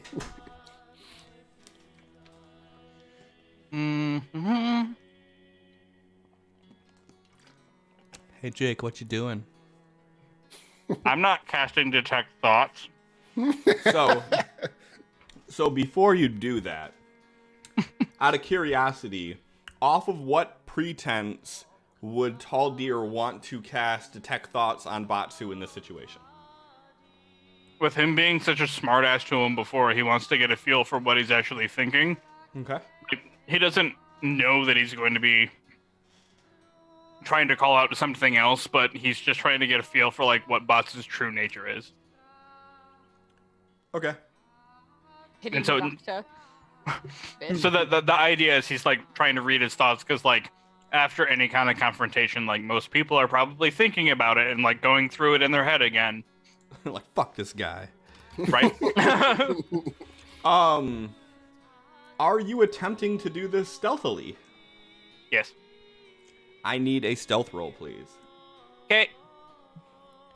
Batsu, with you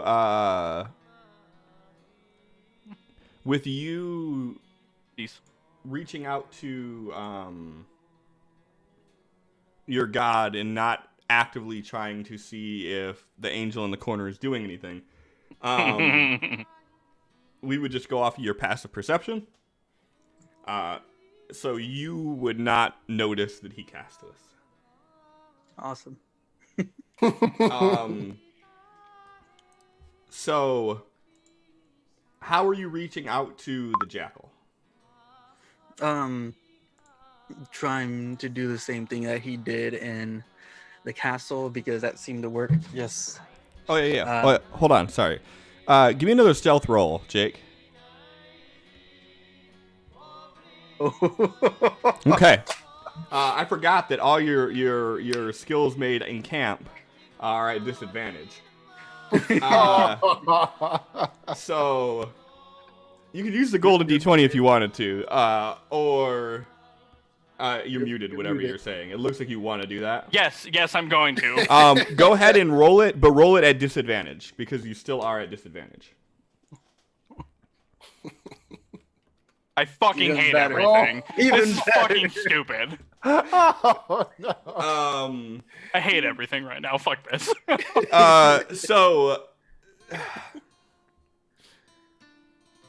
So with you beginning to cast this, not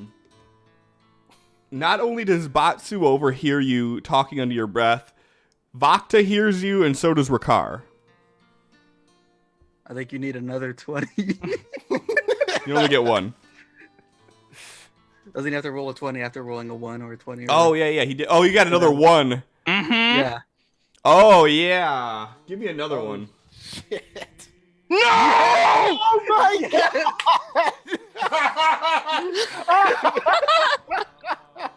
god! And Tall Deer dies.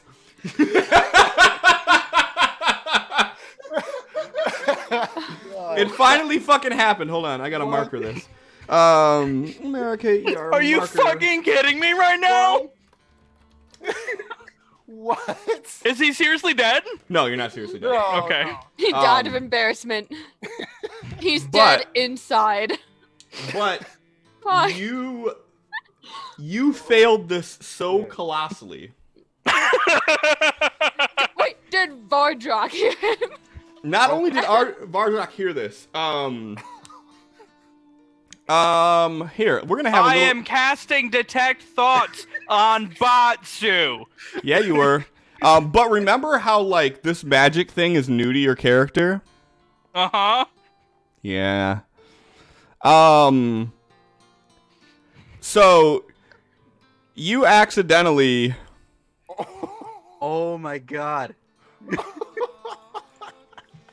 So, not having full control over your powers yet, you are trying to figure things out amongst yourself, try to detect these thoughts, and as you're sitting there, you're reciting, like, you're just hearing these arcane chants in your mind, and you're trying to chant along with them to try to get a grasp on it. And as you do, you accidentally rip through this Eldritch Blast. It shoots across the room and hits Batsu. Two more erupt out and hit the walls, alerting everybody within range that this happened. So Vardrak heard it, Vakta heard it, Ravage, Rakar, Batsu felt it. Just barely, but he felt it. And because you rolled 3 ones, we're going to have a lot of fun with this. Oh, God. Fuck me. Oh, Vardrak. Not if you keep rolling ones. The only one to be fucking you is yourself. Maybe not even that. So Vardrak, you just just were dozing off, and all of a sudden you hear this rip of arcane energy that, in your state of kind of lucid dreaming at this point, you have these flashback memories of Inserion. And it immediately snaps you to attention. No! Damn it. Did I just break our rest? Oh, carry on. So, with that. Oh, okay. Going off of that description, Vardrak That's what I'm here for. up. And he looks at where this came from. Well, yeah. Well, so the first one wakes you up, and then you see 2 more coming out of Tall Deer.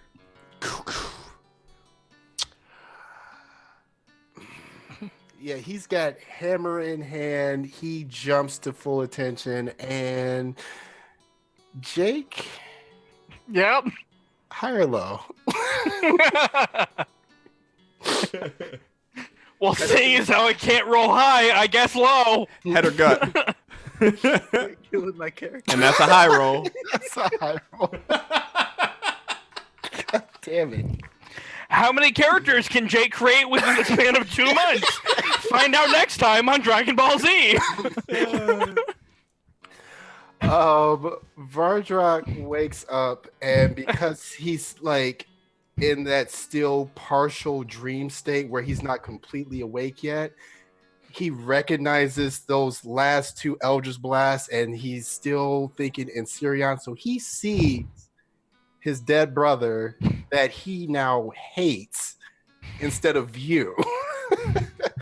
And he immediately runs at you, and he takes a swing.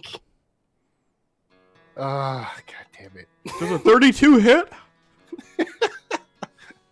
I don't know. Does it? Why does it have me? Yes, in yes, it control does. of- Let's see. Literally. God. As It's not letting me Batsu target gets him. hit, and he Why won't it? I don't know. Unable to. Here you go. Okay, does that work? There we go. So yeah, let's see. Hopefully he misses. Let's think good thoughts. He's going to miss, right? Yeah, huh? Oh, God Yeah, no. No. 27 hits. Are you sure? Could you recheck? Let me double check the math. 4th, 17, carry. Yep, still hits. God damn it. You would have had to roll under a 4 to not hit me. So you're saying there's a chance. Wait. Oh, damn it. Well, never mind. So, yeah. I was about to say, technically, if Batsu went to the other corner, where is it? Let me see. What is the range on detect thoughts? I don't think we have to really worry about this little detail right now. I think the thing that we have to worry says about. range self. Well, you're not detecting your own thoughts. I know. Right now, I think the thought that you're detecting is a 7-foot-tall, angry, dragon demon tiefling thing running towards you with a giant hammer that begins glowing moments before you feel impact into your face. But do I? You do. Sometimes you don't think it be like it is, but it do. Now that's just the first attack. So does Taldir No! say anything after that first impact? Better question to ask.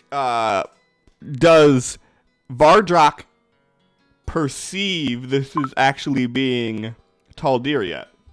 Well, that's what I'm saying. Like, if he says something that doesn't sound like in Syria, maybe that will fully wake him up. I don't know. I think you mean- should roll a perception check just to make sure. Oh, God damn it. Okay, go think high numbers. Think high numbers. Yes. I'm really proud of you, So, but not rolling a 1. Well, Okay. in combat, he's really good, but everything else. So, Vakta, you are kind of startled awake with Vardrak charging. You see him crack Taldir as everybody else is awake now, seeing this happen too. How does anybody react to this? I mean, I'm just curious if. I mean, Taldir's like, "Pwah!" Voctor's gonna shout, "What the hell?" I feel like as a reaction and like with this whole like chaotic circumstance, like everything going on, as soon as Taldir gets hit, I feel like his magic would kind of like flicker and he would cast gaseous form again. Is that a reaction? No, that's a fair point. Let me see. I think it is a. No, it's just an action. Okay. So you're still in the middle of a Vardrak action. Okay. So- due to the perception, which is pretty good there, he's coming around for the second swing, and you just see pure rage in Vardrak's eyes, and he just like stops at the last second before connecting with your head a second The time. hammer is just like here, and he's just like. You sort of you hear the hum of the steel. It's so close to you. Like you hear like the Like your hair blows a little. one of your feathers. Starts molting. He says, "What are you doing?" I'm sorry. I don't know how to use these powers yet. I didn't mean any harm. I just Well, harm have. was done, and Batsu's like getting up after being knocked back, and he's like brushing himself off.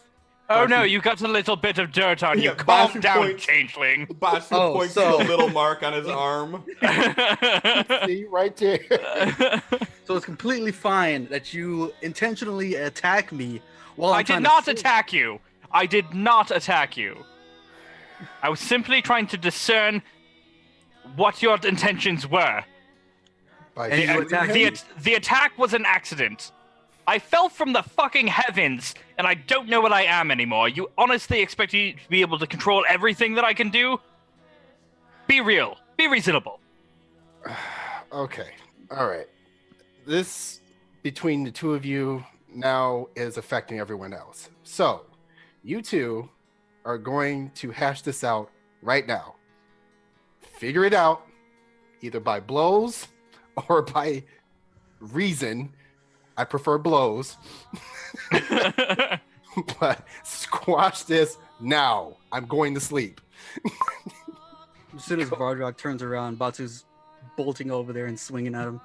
Oh, he's totally swinging right back. Okay, so I need Batsu and Taldir to give me initiative, please. All right. Me. So like They're just like Vardrak, as soon as you turn around, you just feel this gust of wind. 60 feet. And Yeah, well, and you got plus 10 Going now. nowhere. Oh yeah, so 60. Well, no, wouldn't it be 65 then? Would it be? Yeah, because you're at 55 right now. Ooh. Oh no, I'm sorry, you're at 50 right now. 60. Yeah. Yeah, So yeah. 60 feet. So you just feel this kind of dart past you. Potts is gonna run back through time in a second. Like as like in the middle of Vardrak turning around, like Yes. Thank Batsu you. cracks his knuckles, then he bursts in. Now. Okay. So you rush in and then what? Let's see. Okay. What do you let me know what you're doing before you do it. Attack with Bloodbane. Okay, go ahead and do that at Fuck you. go ahead and do that at disadvantage, please. Not like Okay, it fucking matters. That still hit.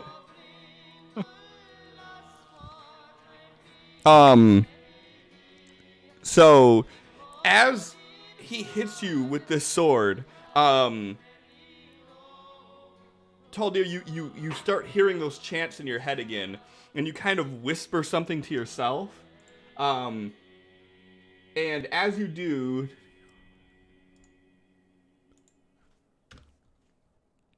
you guys see this kind of golden shimmer rush over him. As he negates 9 points of that damage.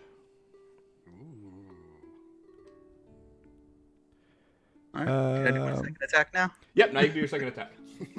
Disadvantage. God damn it. Fuck you, Um, webcam. You would be at disadvantage for this entire round, yeah. All right. Oof. Does not hit. Oh wait, no, it does. It matches. Oh, but No, it's a one. no, it's a Yeah. 1. It's an auto miss no matter what. Yeah. All Roll right, another 20. Oh yeah. Ah! All right. Damn it. Next- We get 3 triple ones in one game. Yeah. It's almost as bad as when we've had someone roll a 0. That was great. That was fucking hilarious. That one does hit. Fucking 5 hits, you bastard. I'll be right back. Are you seriously have 5 swings? I mean, right now he used his haste, so he has 2, 4, 6. Oh, fuck me. They're There's all no at way I'm disadvantage, living at least. through this. I have 1 hit point left. Pray. You're fine. Pray, boy, And- you better pray. What was that? 3 or 4?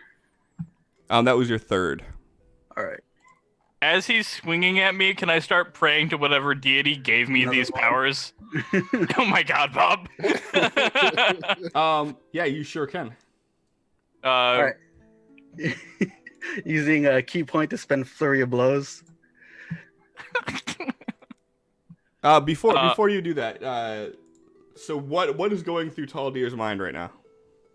He's just like trying to like really think through like through all of his learnings, like what being would have bestowed this kind of power on him, like this kind of like very primal blood focused, like revenge based power. Give me an Arcana or a Religion, whatever you're better at. I'm equal at both. Okay. Like as you like close your eyes, you get that image again of that giant eye, and you feel yourself underwater, and these tentacles grab you. Always underwater with tentacles. And You don't know the worst of it. the eye sort of dilates as you get pulled closer to it. And as you do, Batsu, go ahead and do your Fury of Blows. Fuck. Advantage. Yep. You are snapped out of this vision By a by fist. I and still have another attack. Are you just gonna so- keep beating my unconscious body? So No. just for clarity's sake, and you can do whatever you want to do, but just for clarity's sake, so after you do that Fury of Blows, you basically like punch him, and as you do, you see his eyes roll back and his body just falls back limp, like my just like that, Just like that. just like As that. he as he falls back, Batu like takes a second to realize that he's down, and he does a kick right to his chest. Is this a disadvantage still? Probably. Hold on, Cliff is fixing the city behind him. Holy shit, Cliff raised a city in seconds. That's why I'm God. So what was the question? You kick him in the chest. What? Would this be a disadvantage too? Yeah. This whole round is a disadvantage, so Okay. everything you do would be. Actually, Wait. yeah, there you it's go. a No, one. that's perfect because it would actually be you get advantage because he's down. So at disadvantage, you just roll normal, but you miss it. Okay. So everybody else in this room is watching. How do you? And just there's this blur of a second where Batsu rushes in, slashes him a few times with the sword, and then punches him, and you see the body come down, and then he goes to kick. Is anybody intervening while this is going on, or are you guys just sitting back like, that's what happens in the hood? Should have been talking shit. Snitches get stitches. He did stitch. So as soon as like Vardrock turns and he feels like that gust of wind, he turns back to see like this happen. As soon as Taldir goes down, he's gonna put a hand on Batsu's chest, like kind of pull him off of him. Yeah, so as you're going in for this final kick, you just feel these big hands grab you and pull you backwards. He just kind of like pushes him back and just kind of gives you the head nod, like enough, you know. And Batu walks back to the core and he's like, I'm gonna try to get some sleep now. Ricard can. He doesn't die, I guess. One of these days, I'll have a character that this group doesn't try to kill. So before Maybe. Ricard does anything, just because this tickles me a little bit, Go ahead and make a death save at disadvantage. Fuck you. Oh my god. I want to apologize right now, Jake. Rolls another 3 ones. It's not nice to laugh at people's deaths, Bob. So yeah. So what's Wakar doing then?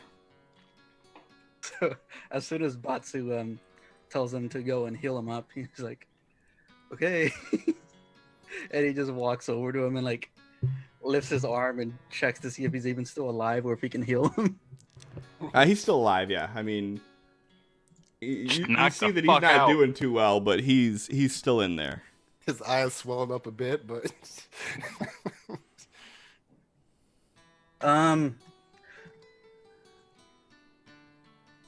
If I attempt to stabilize him, he'll still be knocked out, but like, Bunch of sleeping, assholes, I right? swear to God. Yeah, if you do a medical check to stabilize him and not actually heal him, you'll bring him back to 0 hit points. All right, then he'll just be sleeping. He'll be sleeping, yep. All right. Go ahead and make that medicine check at disadvantage. Is this gonna be an action or what? You would do a medicine check at disadvantage. Drop to 20. wow. Yeah, you're able to you pull out some smelling salts and a little pouch of some herbs, and you put the salts underneath his nose, and he like kind of for a second looks at you, and you just boom back out, and you just hear him like just breathing super heavy and super like deep breaths right now. All right. Ricard like walks back to his spot. He's like, "Good news, he's not dead." Better news, he's asleep. He's gonna be. I don't think he's gonna be pulling any watches tonight, though. Vardrak's going to burn his last 2 sorcery points to give him 1 first level spell slot back. And then he's going to reach down and cast Cure Wounds on poor Taldir. Let's see if I'm still targeting him. No, I'm not. There we go. Yeah, after he went down, you were like, yeah, I think we're good now. So as you cast that on him, his eyes open up and he starts coughing up water.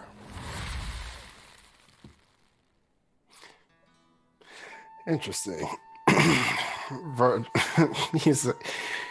Vardra goes on your feet, goes over and goes in his bag, pulls out a stash of alcohol that he's been keeping on him. He has a couple of mugs, and he goes over and sits next to Taldir. Actually, Are you hold up. Vakta now? Like, where are you getting? Give me a D4, John. Sorry. D4? Yep. Okay. You healed him for an additional 3 as well. Cool. So he pours them both one, and he says, hands one to Taldir and says, drink this, it'll make you feel better. And he takes the other one and starts downing it. He like barely manages to like pick it up and get it to his lips. He's just like trying not to fucking die. Like, remind me again why I followed you. He just like manages to drink it down and just like slumps over. He says, because if we had left you back in the kingdom, you probably would have been confronted by an angry mob who would have done worse. I don't know. I feel like a couple of peasants wouldn't be as bad as. He just like looks up and glares at Batsu. Him. Yes, well, I brought you with us to test you out, see what kind of person you were. Now, everyone else here is very untrusting of who and what you are. You are a stranger that landed in our kingdom from the sky at probably the worst timing ever. Angels had just visited us and threatened us. We being told that the gods are at war. And then here you come with no memory. And what were we to do with you? As he's telling you this, Vardrak may notice that your eyes just begin glowing this gold. And as this is happening, Taldir, you start seeing everything crystal clear in this room as if it was in broad daylight.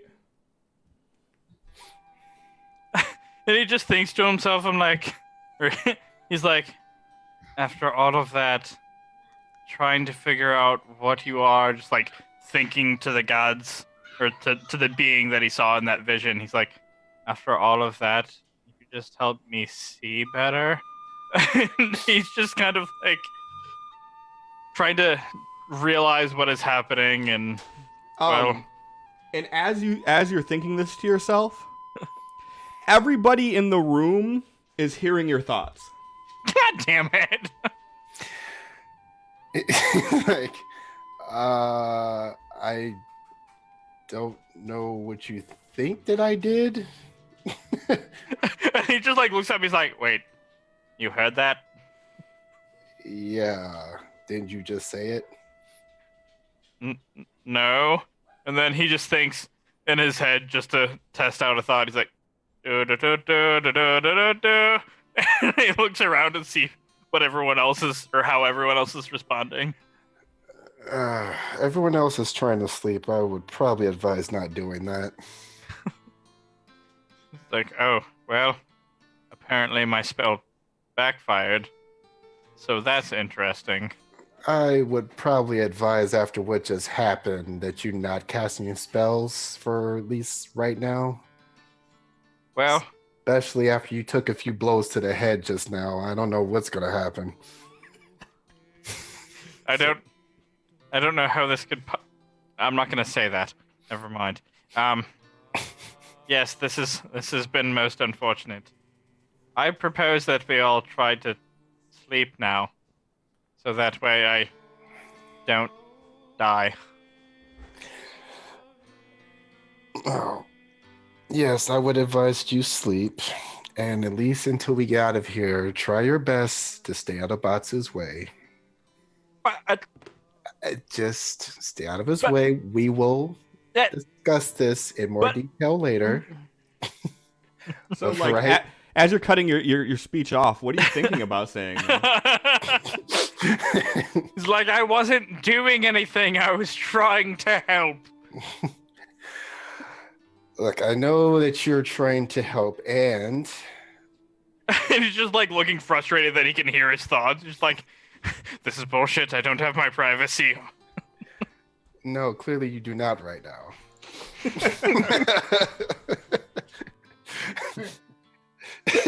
Yes, another one.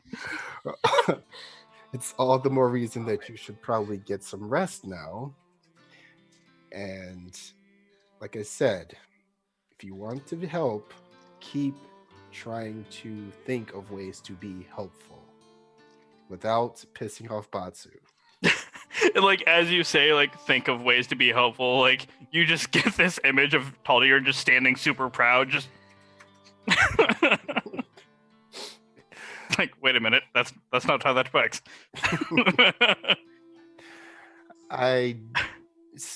Wanted to give you a chance because you reminded me of someone from my past. In a good way or a bad way? And this one would be a definite good thing. And I'm hoping that I'm right about you, because the rest of everyone else, they might not be willing to give you a chance. So, well, that's abundantly clear. He just like glares at the other side of the room. He's like, the rest of your party seems like a bunch of sane individuals, but You do definitely have a hothead among you. He stands up and dusts himself off a bed and he says, "Prove him wrong." And then he goes over and lays back down next to Vakta and starts trying to sleep. Taldir is just trying his best not to fucking think anything. So Cliff, you're muted. Repeatedly hearing, "Don't think anything, don't think anything." Cliff, you're muted. Yeah, I was just thinking that. Like, you're gonna hear him laying there, like, don't think of anything. Just keep your mind blank. Think nothing. Shut up! Batsu, what do you do after you go back into your corner? Back to your corner. So after that, he is just done with the whole trying to contact the Jakku. He's just going back over there and going to sleep now. Done with tonight.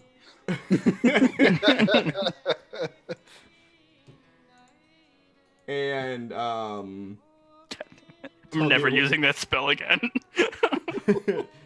And Taldir, what are you doing now? You see everybody like going to lay back down and all that. Trying to fucking sleep because he's near death. He's not targeting Basu anymore. Probably for the best. Target him in my sleep.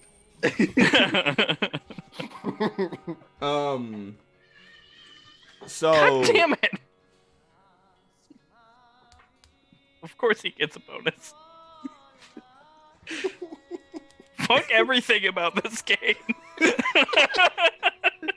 Oh my god. Okay, so Batsu, you're in the corner trying to get some sleep. Vardrak and Vakta, you guys made a little makeshift camp in the middle of the room. Yeah, we're staying between the two of them. Okay. Yeah. Is Rakar in that corner where he's at right now too? Yeah. Ravage is still in the door. And Taldir, are you still like trying to use the rugs as blankets and all that shit? Oh yeah, no, he's piling as many rugs as on him as he can to try to like act as like a barrier. So like he's just super muffled. Like, no, go away. Everyone ignore me. It's fine. Everything's fine. You guys just hear, these rugs will block my thoughts.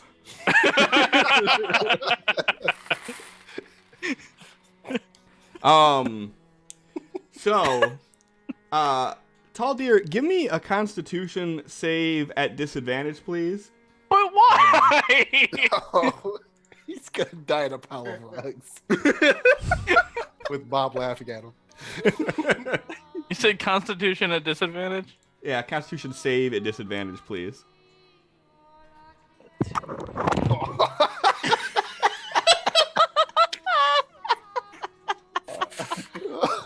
Oh god.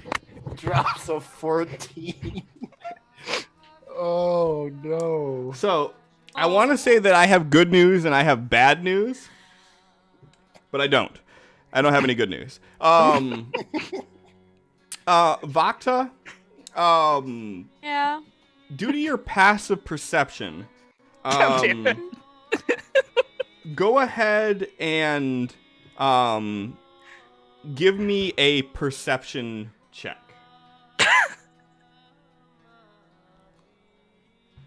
What about Rakar? He's on first watch. Rakar, if he's on first watch, he can give me a perception check too. Alright. He's not good at it, but that's another person. I just want to sleep. I don't care. Don't wake me up for this. He's not dying in the corner. Shut up! Stop thinking things! So, you guys all lay down and begin to go to sleep.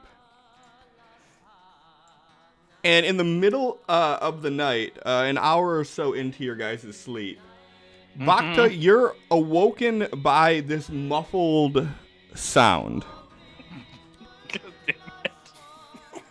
the last, like, as much as I don't want to piss Batsu off, waking Vakta up is like top tier. You done fucked up. I'm so glad that you understand this because that's also what it's like to wake Melissa up. So it's good real life advice. Yeah. So you hear this muffled sound. Everybody, go ahead and give me initiative rolls, please. Are you fucking kidding me? I have 14 health. For now. I have no words for this game. This is spit. So you hear this sound as I'm not having a good time. No! The rugs! That I'm burying under!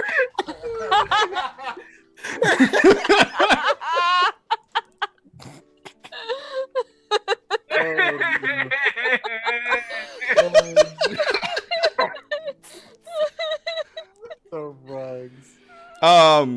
What a fucking way to die, by rugs. Batsu. No, I'm sorry, not Batsu. Tall Deer. Yep. You are being smothered. Yeah, no shit. You are grappled, restrained, blinded, and suffocating. Comic. His face. Eat all of the dicks, Cliff. I didn't do this. I'm not the one that thought, hey, weird room with a bunch of rugs in it, let's cover ourselves. I don't know. I thought it was some dude with a weird fetish. Who knows? I mean, I know. I understand. I wouldn't have came to that conclusion. But, I mean, you did. And that's what happens. So, let me go ahead and go boop, boop, boop, boop, boop, boop. I'd like to speak to Aladdin about this. You're going to have to go through his manager, Will Smith, first. I was about to say, how the fuck did Asha get here? Magic. So, Vakta, you hear this muffled sound, and as you turn and look, you see Tall Deer completely coiled up inside of this rug. And you see, like, the struggled movement, and you're hearing... Okay, if they can hear my thoughts, they be hearing fuck, fuck, fuck, fuck, fuck, fuck, fuck. This reminds me of how long? Wait, that brings up a good point. How long does detect thoughts last? Oh, up to a minute. Never mind. Okay, yeah, no, that's gone. Yeah. So. All right. I'm shouting, everybody wake up. And do I see this rug, next to me, almost on top of me? There's a bunch of rugs all over. Okay, and none of them seem like they're moving or anything. It's just kind of rugs. Right now you just see a bunch of rugs. I would move myself to go help Tall Deer, but I can't grab my character because I'm doing all the rugs. Yeah. I'm going to over to where Tall Deer is and taking my dagger to try to cut him out of a rug. Oh, good, because that won't go poorly at all. It's the most I can do. Go ahead and target rug 3, the one directly above you. Okay. And go ahead and make an attack roll. Cool. I get advantage because it hasn't gone in combat yet. You do. You're first. Yeah, I know, right? I keep Exciting. rolling low for initiative, so I never get to do this. Voctus will be like, hey, these rugs are bleeding. Oh, wait. Oh, shit. There's another one. Stop laughing at me. That definitely hits. Do we get a bonus for 10 Joya Bobs? Sure, I'll give everybody coins. Wait, hey!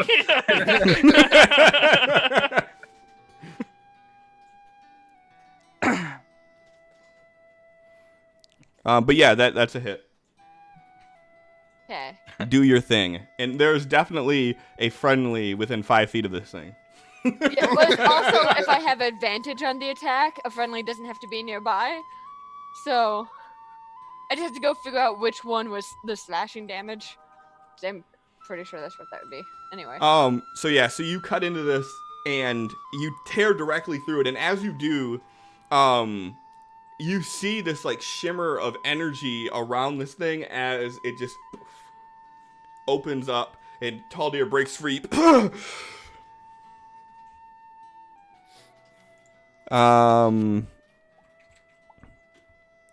And as you do,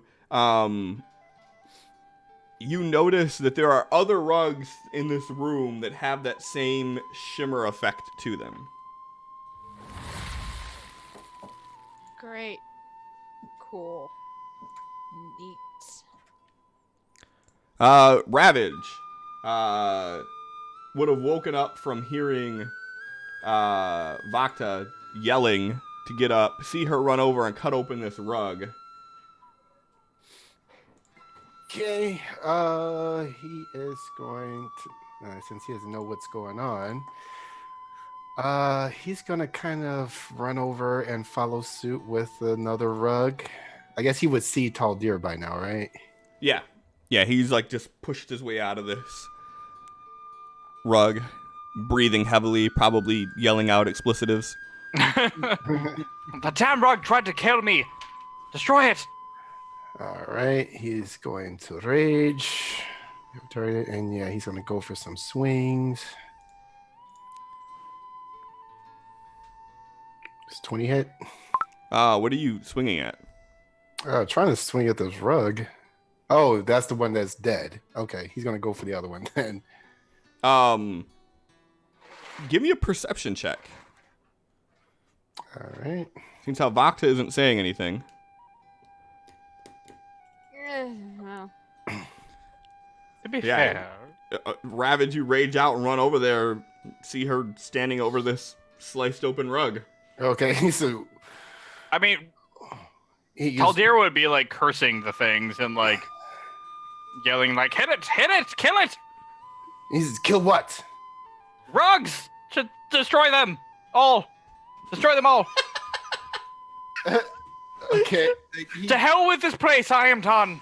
Give me an attack roll at wait, give me another attack roll, because you already did one. Okay. He is very confused then. There's the other attack roll. That is a hit. You just randomly stab at this other rug. Good, yes, keep going. Hold on, let me untarget. There we There's go. the weird fetish guy. So yeah. I didn't make these rugs. Oh wait. And guess he'll take another swing. Does the second swing have to be at disadvantage too? No, you know it's there now. Yeah, so as you hit it, this thing starts to like writher and like come to life, and you see it like stand up and like completely like flourish itself out. All right. Yeah, they're gonna make that a reckless attack then for the remainder, and Yeah, definitely a hit. 2, and then half attack. Yeah, so you're hitting this thing and what the hell?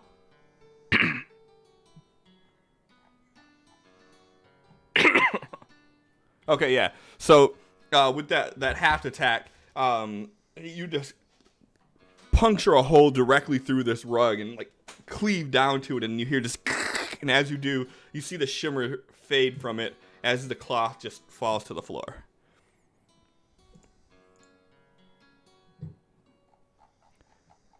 Batsu, you're seeing all this weird shit going on.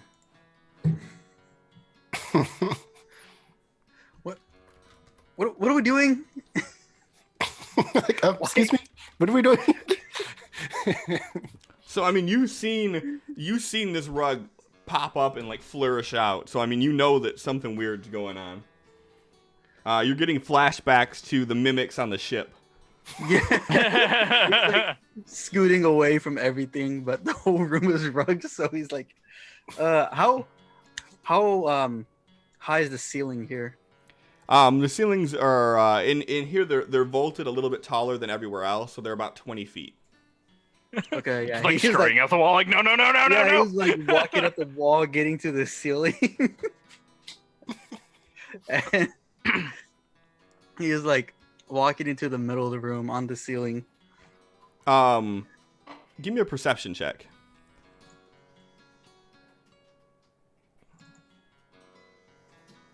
So as you're above looking down, like walking like a bat basically, you notice all these other rugs sort of shift and like follow your movement. Alright. Targeting the ones right next to Vardrock. And how do I do this? Kensei shot, there it is. Very carefully. Activating my Kensei shot. Okay. What a shocker! Batsu hits. Oh dear. If you roll a 1, I swear to God, I'm logging off right now. He said, He before he even threw pulled it. out his bow and shoots at this one next to Vardrock. Yeah, that's a hit. And as he's shooting, he's like, Vardrock, this one is moving. Watch out. Right He says it just like that. It's This one moving. is Watch moving. out. Watch out. Hey, Mark. Like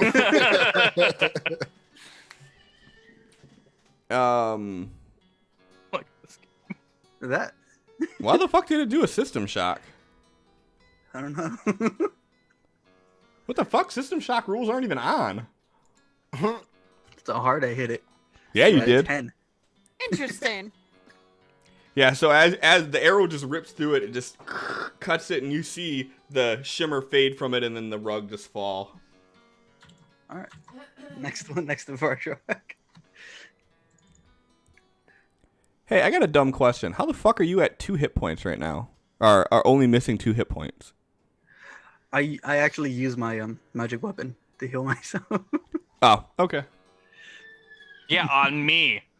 If I would have hit you again, I would have though. Well, wasn't your first attack with the blood thing? I had another charge from the enemies that I was Oh, okay. still had until the long rest. Oh, Yep, so that 9 one was in hits a too. system shock. But it's a 10 was.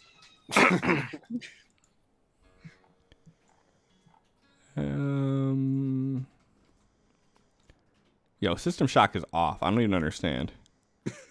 What is this? Is it though? It is. I'm looking at it right here in the options. So after Batsu shoots the first one, he's like, "Oh, the other one behind you, that one, that one's moving."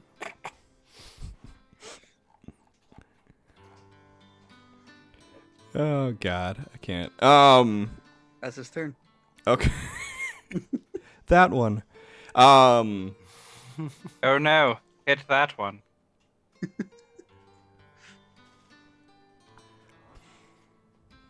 Batsu's been hit with Curse of Apathy. He currently feels nothing. Hour after we're trying to sleep. Not gonna be bursting with energy. I mean, you could. That would be a great table of fate, just like Curse of Apathy. Like, you just don't care about anything. Except for the fact that that's like everybody in this fucking game. Yeah, fair. It's Vakta. Yep. No one even knows. Table of Fate, you have to act like Vakta. Unless you are Vakta, in which case you're chipper and happy. Ew. Oh, Ugh. what? Sometimes Vardrock's like, who the fuck are you? Yeah, like, it's not the same. This isn't my wife. I'm scared. So, Vardrock, as you turn and look at the one that he shot the arrow into, the one that's across from you, you see like right out towards you, and it like in this curling motion, and you're able to like put your forearm up and bat it back. And you now see that there are 4 rugs in this direction that are kind of like almost like swaying in the wind, it looks like, but there's no breeze in here.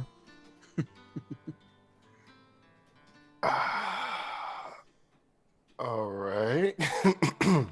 And are they shimmering with any sort of magical glow? I mean, give me a perception check. I don't wanna. I believe in you. This perception check doesn't have anything to do with me. Therefore, you can roll high and yeah, never mind. I mean, you see him kind of like a flag in the wind almost, but you don't notice any shimmer off of him. I get my fucking rest. Nope. Rodrock is now cranky. All right, so the one that tried to attack him, he is going to.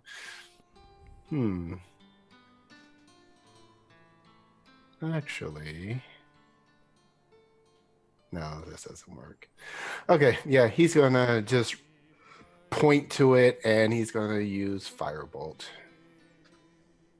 That is a hit. And this thing just catches fire. Okay. And then he's going to move over to where that orb was. It wasn't like All the way around south. this- Oh, it's all the way south? Yeah. Yep. Okay. Never mind then. He's going to basically stand his ground right here. And he's done. Okay.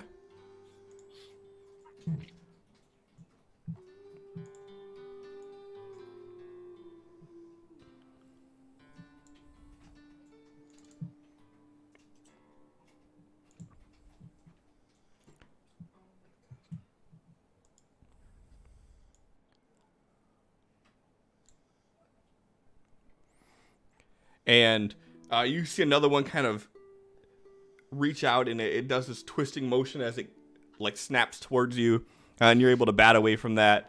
Tall Deer, as you're gaining your footing, you notice the other one that was rolled up in the corner there starts to move forward towards it. You like push it to topple it back. It's Rikar's turn. I just skipped over him real fast. All right, let's see. He's making his way to Tall Deer, who's having the worst night. I mean, you don't know what he's been through before tonight. This could be just like another Tuesday. He fell from the fucking sky.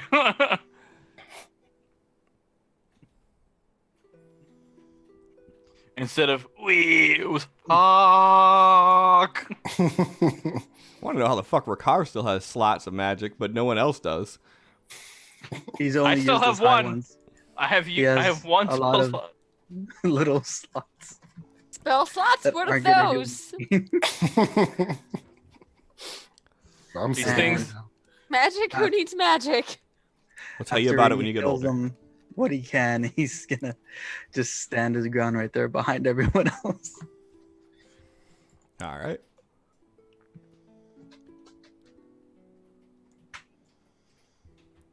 And Shouldn't he get like another 2 or 3 because of the table of fate too? should he what? I think you got a table of fate where Tall Deer gets like another 2 or 3 heals. Yeah, another an additional 2 health. Oh yeah, Where the fuck's that one? From Ally it was Phoenix. up a bit. Oh shit! I didn't see Allie even did that one. That one slipped right by me. I was probably too busy laughing at this unfortunate circumstance. Let me mark that down on my little notebook here, guys. Even more heals. I would normally take offense at you calling me an unfortunate circumstance, but well, that just fits. So Bob says. did Yeah, you see Bob the says he 2d4 should have got plus- healed more too. 2d4 plus 2. Plus That's what I 4? called you. oh, I did that one already. Okay. Oh, okay. Yeah, I did that one as soon as he stood up. I just gave it to him. I just figured that he would have healed a little bit from that little bit of sleep that he got. Just a little.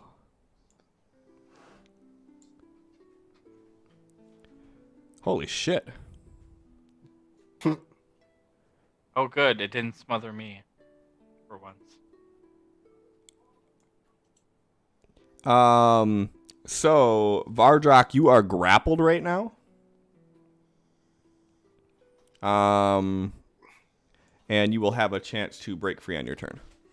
So one of the rugs, like, hits the ground and slides forward and wraps at your legs, and it just curls its way up, and it's like got your like up to your hip, and it's like got your arm pinned down a little bit to your side. Question: It's touching that other rug that's now on fire. Does it also catch fire? It's not touching it. It's slid in front of it and just wrapped around you. Okay. Tall Deer, your turn. I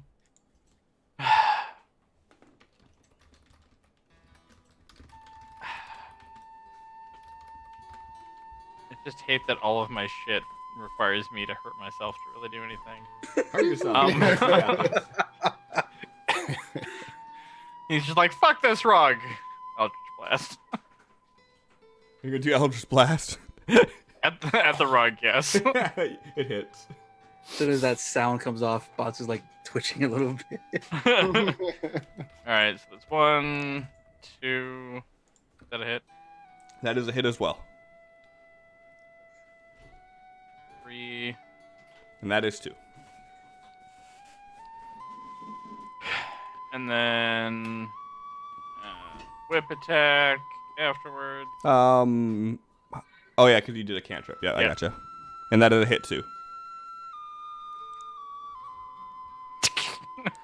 Yeah, so you see this rug like moving towards, and you just like push it back and just like pew, pew, pew, and just instinctively grab your whip and crack at it, and you see it like create like a tear through the top of this rug.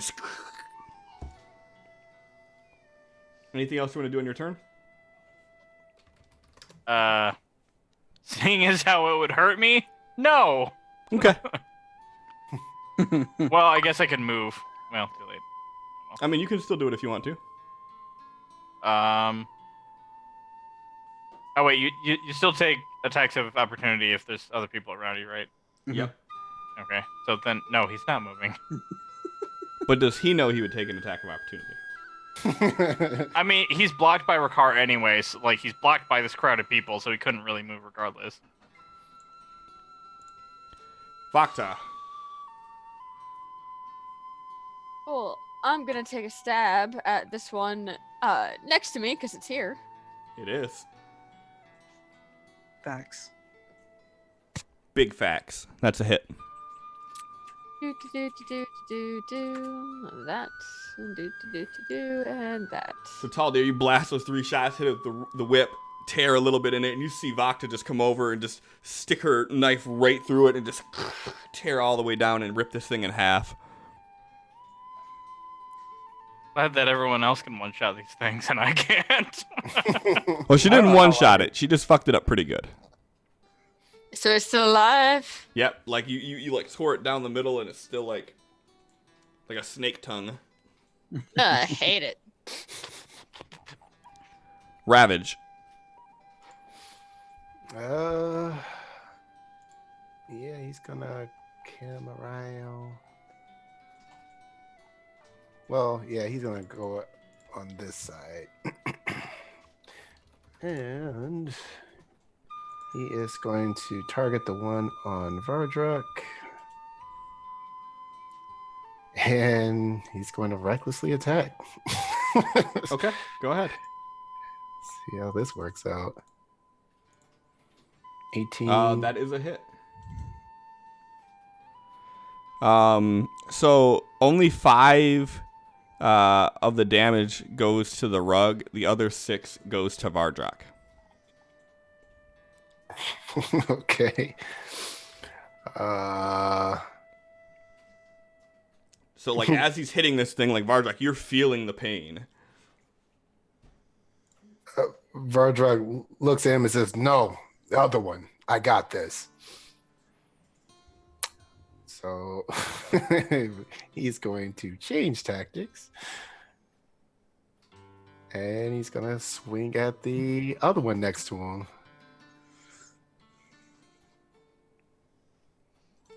And that's a hit for sure. Yeah, and that's the one that's on fire.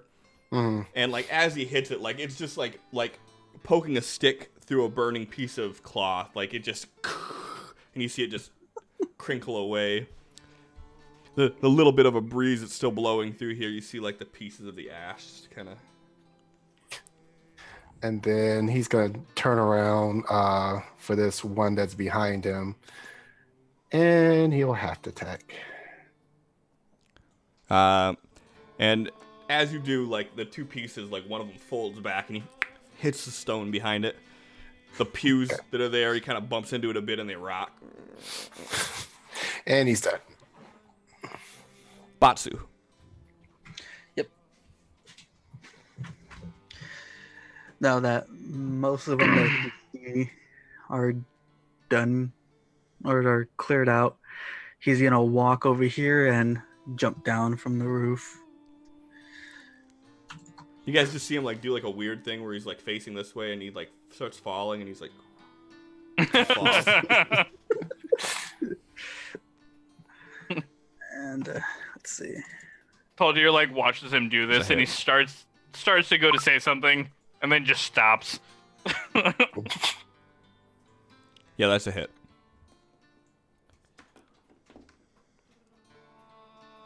And let's see.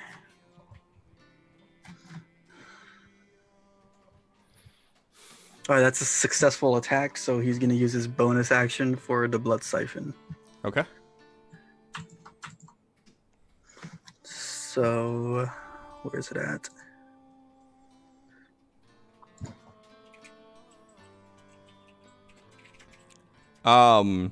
It fails the save, but nothing happens when you do this. It's almost like Damn. this rug doesn't have blood. You'll know. You don't know me. I'm shocked. Shocked. Well, not that shocked. Yeah, not that shocked at Give me all. another 20, please. It's like your third one on attack roll today, isn't it? Yeah. Yeah. Sucks, don't it, Batsu? Vardrak, go ahead and A lot give better than me. pulling them all at once. Yeah, right. Go Strength ahead and save. give me a athletics, I think it is. Okay. Let me see real quick. Goes to attack rug, punches self. Athletics. Yeah, you can either use athletics or acrobatics, but I know what your choice is going to be. How in the hell? 14. Haha! You do not break free of it. So you are still grappled and you are now restrained, blinded, and suffocation is beginning in 4 rounds. I got Okay. this. Does that take away all his actions and everything, or Sure does. You are completely assed out right now. Lovely. Okay, done. Welcome to my life. Oh, actually, you know what? Fuck this thing. Hellish Rebuke. Yeah, I was about to say, like, what's the prerequisite? You can't use Hellish Rebuke. You are restrained. It's coming off of his body. Let me see. I don't think you can use it though. It just says you point your finger in that creature, Oh, yeah. and the if creature you're that restrained, damaged can't you is point. momentarily surrounded by hellish flames. It's a reaction when you take, which you take in response to being damaged by a creature within 60 feet of you that you can see. Yeah. If Okay. he Go can ahead. Wiggle it.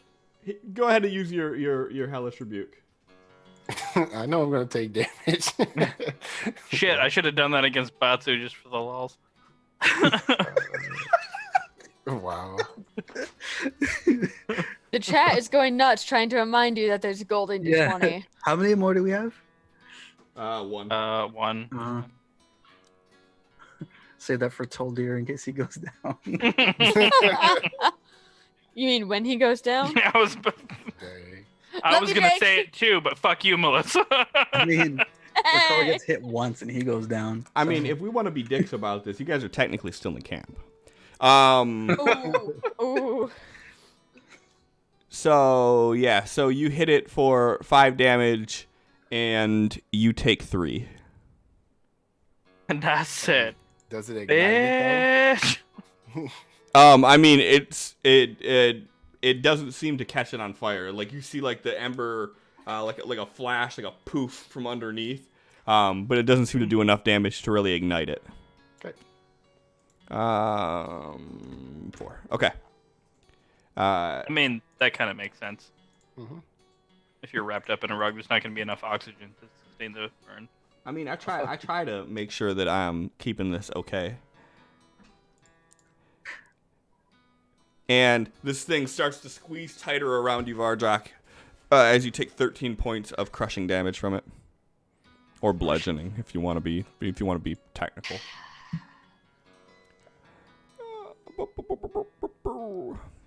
I fucked up. Melissa, why are you too? Punch She's this on a rug. bouncy chair. Yeah, my desk chair is one of those that's got the bouncy ball base. Ah. So it just. And Vakta, the rug that you slice down, like, tries grabbing around you, and you're able to slip through due to how loose the material is from where you cut it. Rikar's turn. Yep. The hell's Ricard gonna do? Something creepy, I'm sure. Healed me, Kitty. told you more. Can he like pry this thing open that has Vardrak? You can try. Yeah, he's gonna do that. Go ahead and make an athletics check, please. Oh god. He's the best at last that. Jim? Hey. That's pretty good. Let me see one thing before that, though. Okay. Yeah, so as you get over there, you manage to pry this up enough that with Vardrak pushing out on it, you pop this thing off of him. And that would be your turn. Unless you have a bonus action or the rest of your movement. Yeah, he's gonna use his bonus.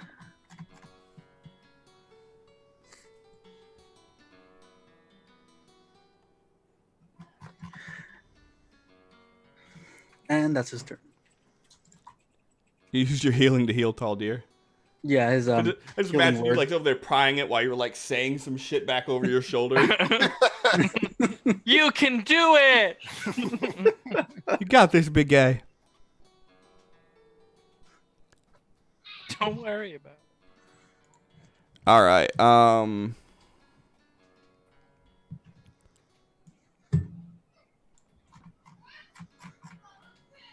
Tall Deer, your turn. Wow, he's not dead. That's surprising. I mean, we can change it if you want. Nope, hard no. All right, so he's just gonna continue to. Well, now that he has a decent amount of health, I guess I can.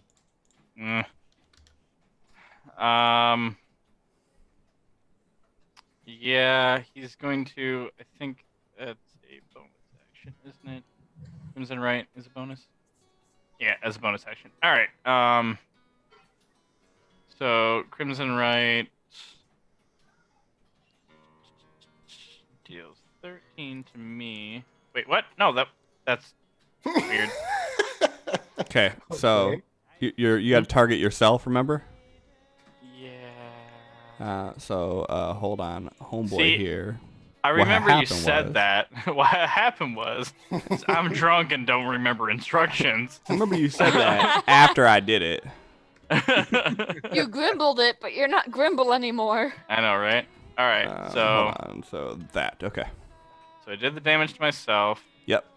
Fire damage. Still Eldritch blasting. That is a hit. Ooh. So you do the same exact amount of damage. And as you do this thing, just in this flash of fire, and it like wraiths back and forth for a second before you see it just crumble to ash. Technically, that fire damage wouldn't apply to Eldritch Blast, but I think that's just a weirdness of how Fantasy Rounds is. Most likely, but either way, it still kills it. Okay. Fair enough.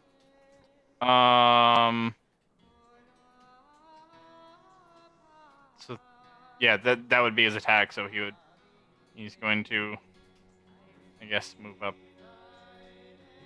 here. You should still have your other two. It's not just one enemy. Oh, it's not against one enemy. Okay. So then against that other one. Aha! Ooh, Yes. There we go. Fuck you. It's gonna use its legendary resistance. No, I'm joking. Go ahead. To be a carpet. Right. There's another thing that happens when I To crit give you a rug burn. things. Hold on, I gotta find it.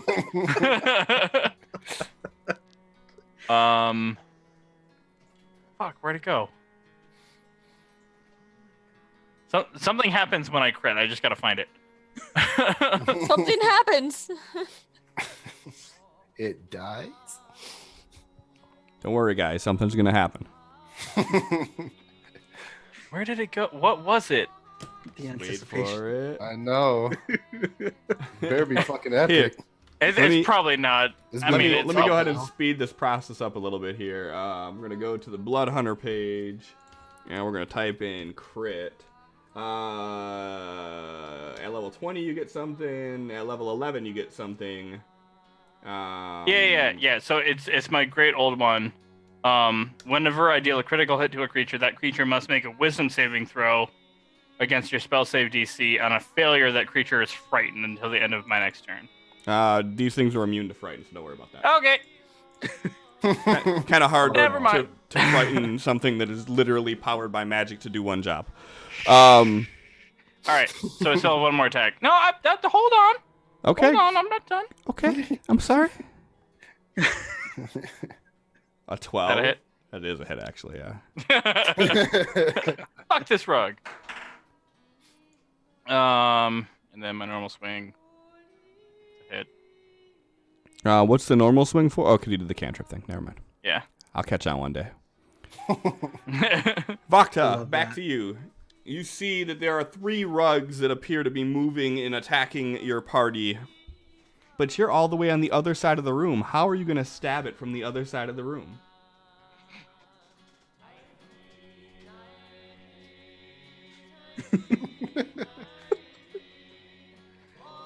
Like, Well. if you're standing here and you want to stab something over there, what do you do? Throw the dagger. That is an option, I guess. that is an option, but there's also the Fardrak's still grappled, right? No. No, No? No, he's not. thanks to creepy. It says he is on his thing, which is Hey. why I asked. Don't fucking worry about what it says. How about that? Alright, fine. Bogda Read pulls out a rules bow and and just shit. puts her dagger on the string and is like, oh, wait. I've tried to do that at Carps and they told me no. I'm not carp, so you can try. I'm not gonna try. I'm gonna run over to this one and stab it, because why would I? Why would you use that nice bow that you got? That's ridiculous. Because I'm stabbing things. Okay, hey man, you want to stab shit, you stab shit. Who am I to Got my say no? dagger out and everything. I haven't used this dagger in a while. It was a gift from Bardrak. I should use it every now and then, Aw. especially on creepy rugs. Yeah, That's my philosophy too. I guess. Am I actually targeting it? Yes. Okay. Cha. That is a hit. Okay. Sorry, Barbara's getting me water. Vakta. Sneak attack. I'm so sneaky. So sneak. So sneak. Holy shit. Yeah. Instant death. But it's only 44 5. Jesus Almost Christ. maxed that out. I don't think you Almost guys max can see it. damage. I don't think You you, were guys too- can see this, but it actually says on my screen instant death. Neat. Like this is the message I see. That was 2 rolls. Neat.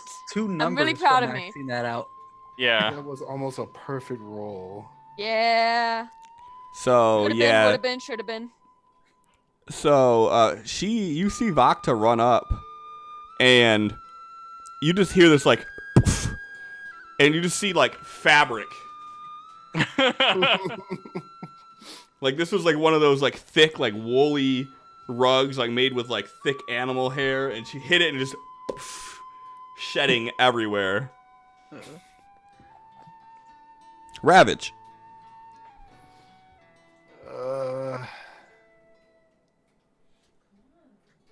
Shit, he can't really get through. You know what? There's a line of people. He uses a spear. Like he has the reach. He could hit from there. Yeah, he's just gonna try to like go over their heads. He's Do it at a -2, please. I don't wanna. Okay. And Hold on. Are Taldir's wings out? Why? no reason. Swinging. I'm gonna go with no. Okay.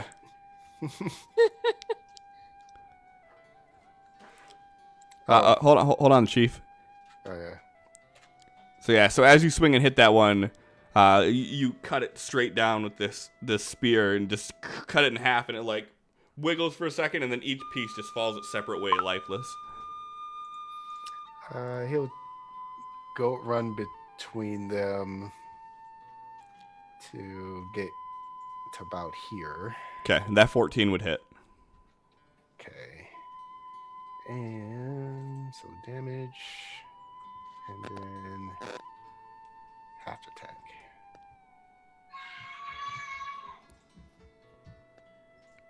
All right. Someone's excited. He's done. All right.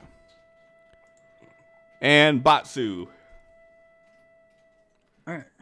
You're still seeing this fur raining down everywhere. Yeah, he like lifts his mask again, try to not breathe in all this shit. And let's target first. That is a hit. 1. 2. That's a hit too.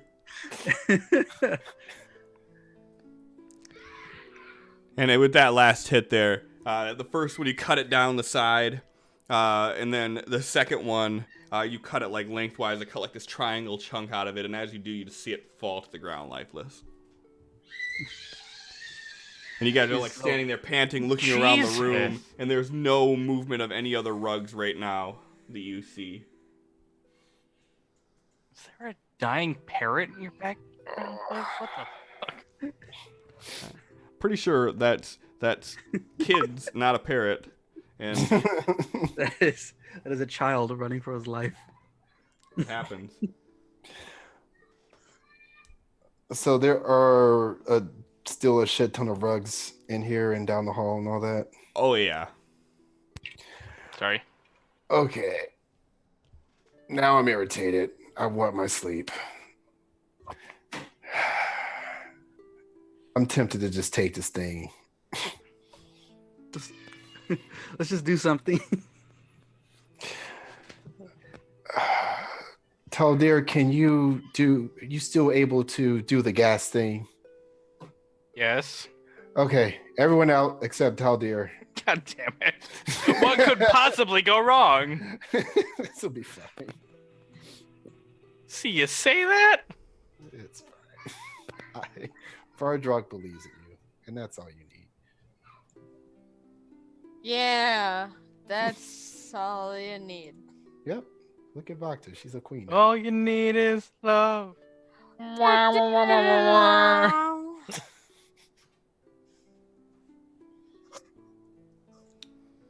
All right. So what you doing here, buddy? Vakta says she's sorry as she's leaving. By the way, she doesn't like this plan, but she doesn't have any other plans, so. Like, Tully's just like trying to inspect this crystal thing and turns around and everyone's gone and he's just like, but Sorry! yeah, like the last thing he sees is just Vakta's face, like, sorry! Woof. It's not that happy. Do you think Vakta would ever look that happy? It's like Might sorry. see her gone and be like, ha ha! But no, she's never like, sorry. He's got like a pile of like the minced rug in one hand and he's just like Indiana Jones, like, All right. Um. Sure. Why not? He's gonna grab. I hate you so much, John. He's going to grab the crystal, try to take like this curled up clump of the carpet, and put it where the gem was, and then book it back towards the door. Okay. So After or before that, activating where'd it go? Is it under abilities? Is that under my patron? No, it's under. No, it's Radiant Soul. So I'm going to let out my wings, so that way I can attempt to like push myself through the air faster by flapping my wings. And okay, yeah, get the one fuck sec out. here before you do that. Okay. Boop, boop, boop, boop, boop. Yeah, actually, that's a good point. I mean, not barehanded. I'm gonna take some of that carpet and wrap my hand in it, and wrap the crystal as I grab it. Okay. So as you do that, there is this flash of light. Hmm. And the light is so bright that you guys in the other room see the flash through the hallway. And you do not see Toldir.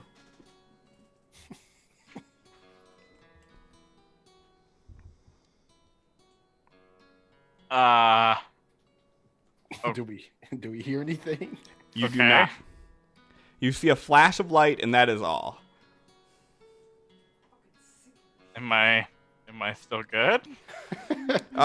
So you're not dead. I'm resistant to radiant damage for Yeah, what it's you are. worth. Yeah, you are. Broderick's like, Taldir, you got that? You hear no response. So, Taldir, you have been polymorphed into a rug. Motherfucker. Broderick's gonna go back and peek inside. You see the gem is still where it was, but there is no Taldir in the room. Well, that didn't work So out. that means all those things that we just killed were people. I mean, Uh, y'all killed not him. the first time we've killed people. You think we can shatter it? Screams in rug. What does that even sound like? It just sounds like The sound of Jake unraveling. Okay. I mean, So- isn't that just every day, Melissa? It was also a pun. Batsu, let's figure this Thanks, I out. hate it. Okay, Welcome. he was here. No, don't ask him for help. He's gonna fucking burn me. We I can think set you the gotta room worry on more fire. about Vardrak burning all the rugs than you. Oh, I definitely want to set the room on fire. But Let me. let's figure out what happened to him first, because we don't want to poof either. Well, the last time there was a poof, you guys just went to a different room. Right. Maybe he's in a different room. Sure would be nice if that were true. We can't explore that. We have very limited space that isn't absolutely frozen and deadly. I like that kind of thinking. That would have helped a lot more when everyone just charged into the room. I think we should shatter it. Okay. Somehow. Well, if the energy inside is volatile, I don't want to be in the way of it. I have nothing left to protect myself but my face if it explodes. I'm doing okay. I can see what I could do. You can just hang around the corner. All right, good luck. No hesitation. All right. He doesn't even try and talk about it. So, yeah, he like takes a few steps back, so he's like parallel with the Vardrock. He gives like a half thumbs up. Thumbs up back. He is going to throw one of his darts at it. Go ahead and make an attack roll. Not targeting anything, right? 2. Your dart hits it and just ting. I don't think at least these can't break it. Did nothing, and he tosses another one. Go ahead and make an attack roll. That one, it sticks into it. Give me a damage roll, please. So it sticks into it, and you just see this bright blue light peer out through it, and the thing starts to vibrate violently, and it just shatters. And as it does, this arc of cold energy shoots out. Killing tall deer. Vardrock, you're still in the doorway?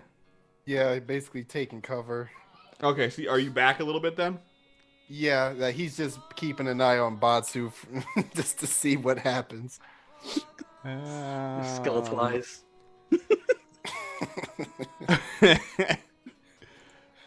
So if it came out in like a shockwave, can you see the circle as I'm drawing it, or no, you can't? Okay. Nope. No. So if it came out in like a shockwave, yeah, Vardrock, I think you're safe. Tall Deer and Batsu, go ahead and give me dexterity saving throws. I think. Is mine at disadvantage because I'm a fucking rug? The rug acrobat out of the way. Just go ahead and give me just a dexterity save. Cartwheel. Ha! Oh, accurate. God. Oh my god. Wow. We have a 20. Use the fucking 20. Hey, No, Jake. no, I think it's funnier if I don't use it. No. All right. He's doing it for the content. okay. All right. Fuck me. All right. Fuck you, fuck me!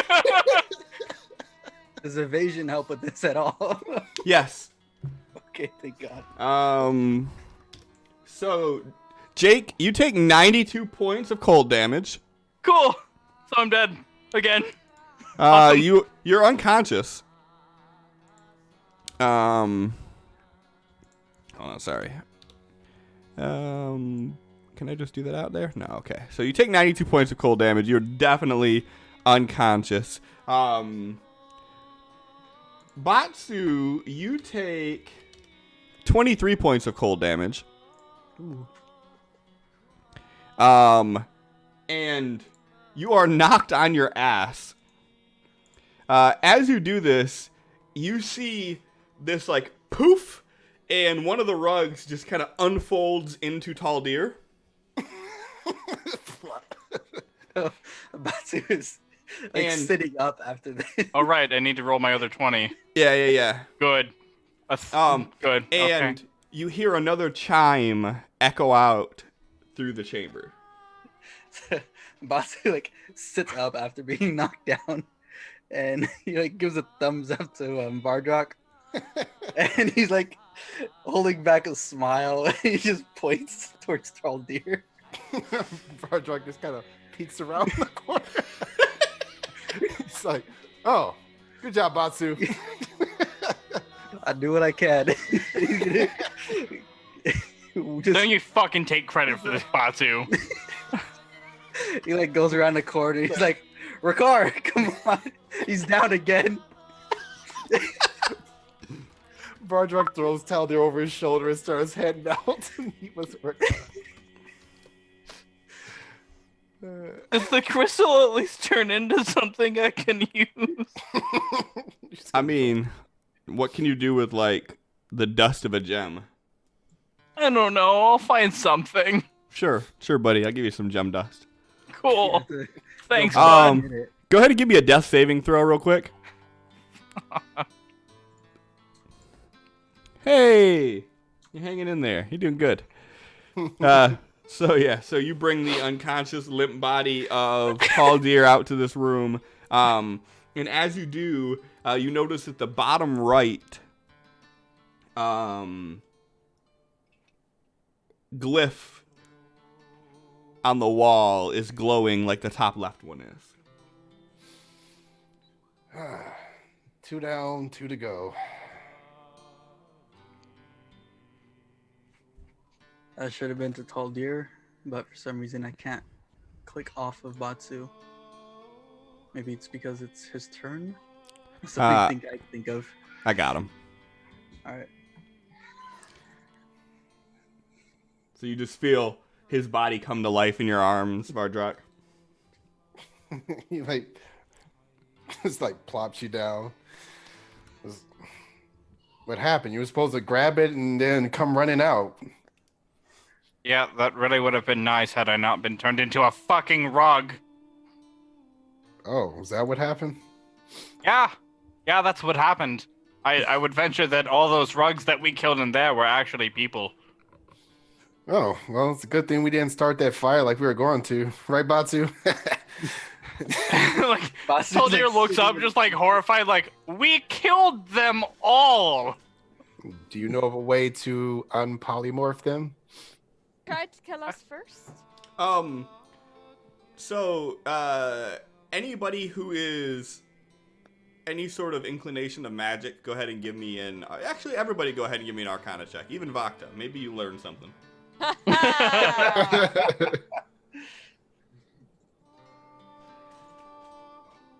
No. So... what about Ravage? You don't care. Okay. I want to see Ravage roll a 20. Do it anyway, I just want to see. Yeah, just do it. Just for science. Okay. I didn't roll the lowest. So, Taldir and Batsu, you would know that normally with polymorph, that once they are dropped to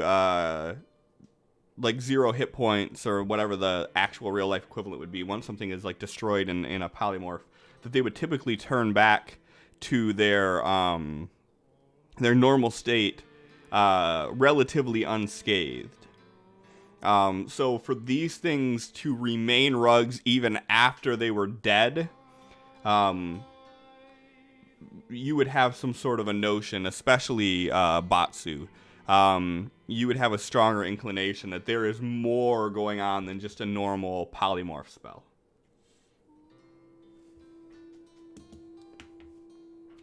Batsu's just not saying anything. He's curled up against the wall, trying to get some rest.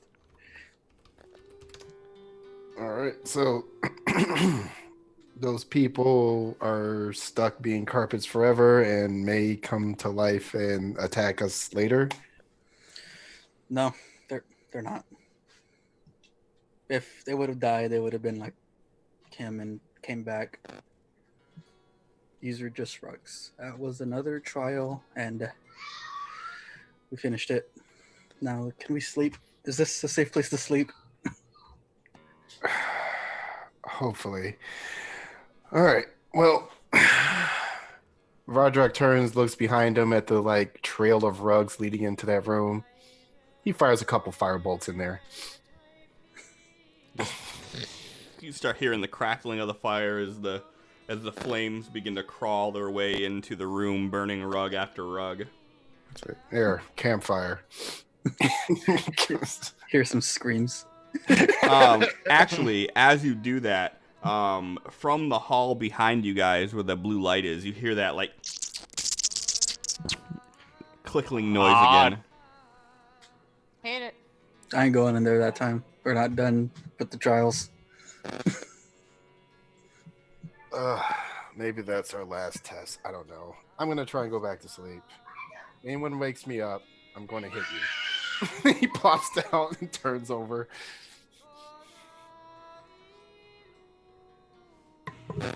Since we have light right here, I'll be on first watch, I guess.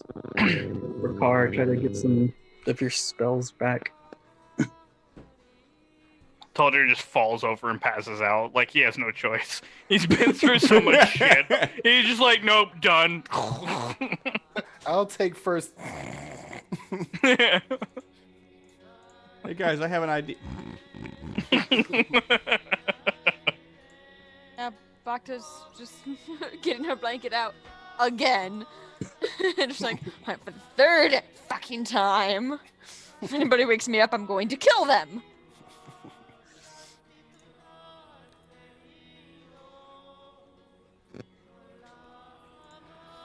All right, so you guys are all trying to get some sleep. Trying. Yes, we are, Cliff. Okay. Phrase it like What you that. gonna do about it? Don't Motherfucker. take me up on that. What was that, Melissa? She said nothing. Go ahead and I roll have a initiative, guys. migraine. No. Go ahead and roll initiative at disadvantage. Damn. So I can get last place twice, like I usually do, because this last fight was a fluke. So you guys all make camp. You hear the crackling of the fire off in the distance as these rugs are being burned. Or people. As or people. Rug people. For a second, you think you hear like a, but you maybe not. Could have been just like the material. So you guys all go. Batsu, you're on first to watch. As you're overwatching everything that's going on, from behind you, you hear this voice. So He just stands up. He like turns this corner right here, and he's like, "If you're gonna do something, just come here, face me, and let's get it over with." and you see the jackal standing there. Okay. Hi. So high. Don't worry about what I just said. How you doing? And How, he kind of just turns his head at you for a second. So I heard your words, and I wanted you to know that I can hear you when you pray to me. But I can't always be here for you. no, I completely understand that. I was just attempting to ask a quick question or two. Make it quick. First question. Someone at the Pantheon was replaced. Yes. Yes. Since we last spoke, there have been 3. Okay. And Do your- leading on to that, one of them, when they were replaced, their ASMR came crashing down. Are we going to be expecting more like that? And should we trust these people? Who you trust is of your own decision. The one that is with you,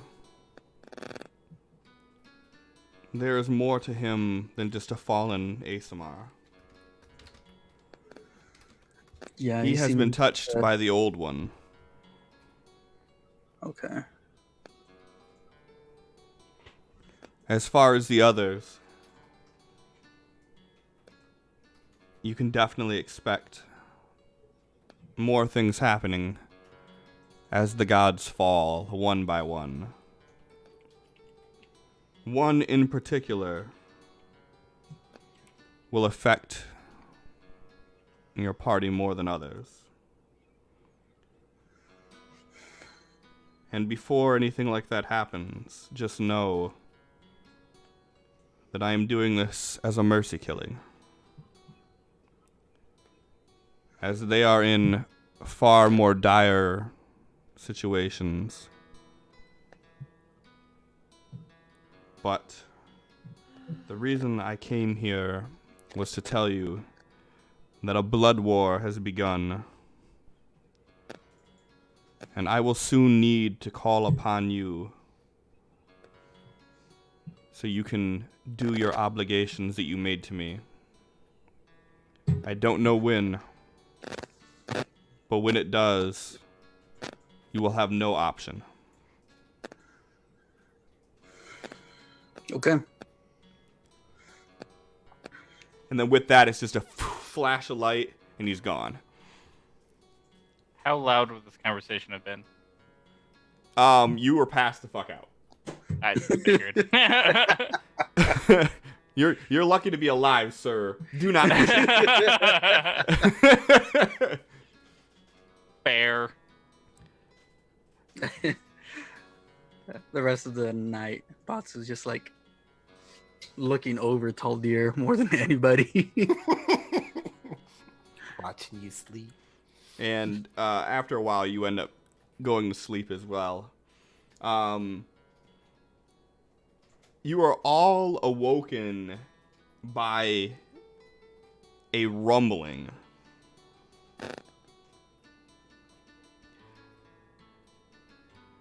As you open your eyes, you notice two things. Firstly, you notice that the gate has come crashing down just feet from you.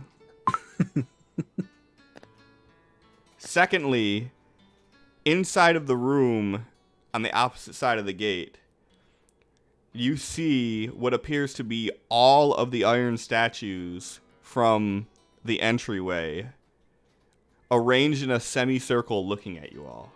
Motherfucker. And that's where we're going to end it at for the night.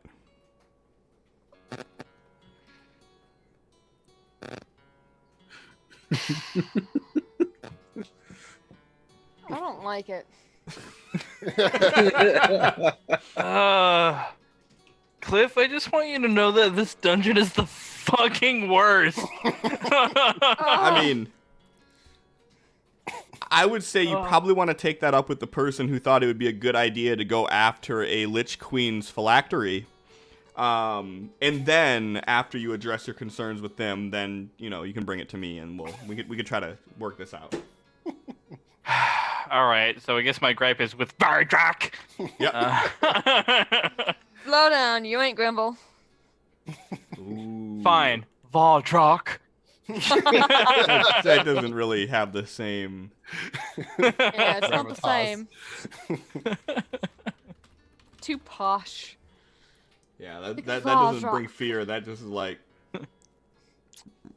really? Valdrak, turn to page 390.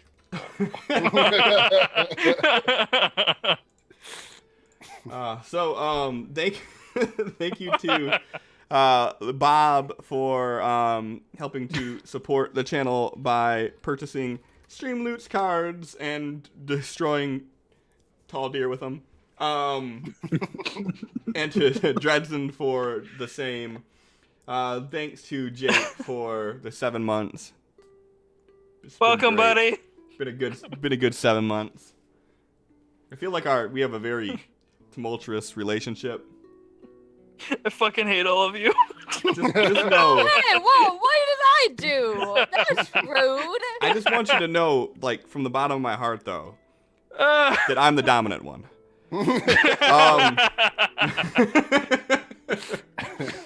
No, really, thank you. I appreciate it. And thanks to everybody that was in here hanging out, interacting, doing all this fun shit, and just hanging out and enjoying it. Thank you for DMing. Hey, my pleasure, man. So with that, let's see if Beholder is on a damn break like they always seem to be now at this time. I'm going to have to tell them to change it. Change the break. I don't like it. They are not. What about Legends of Avantris? Who we want to do? Who we want to do? Who we want to do? Who we Itch wanna do? won't go away. It's weird. All right, I'll let you guys choose. Legends of Avantris, or 1.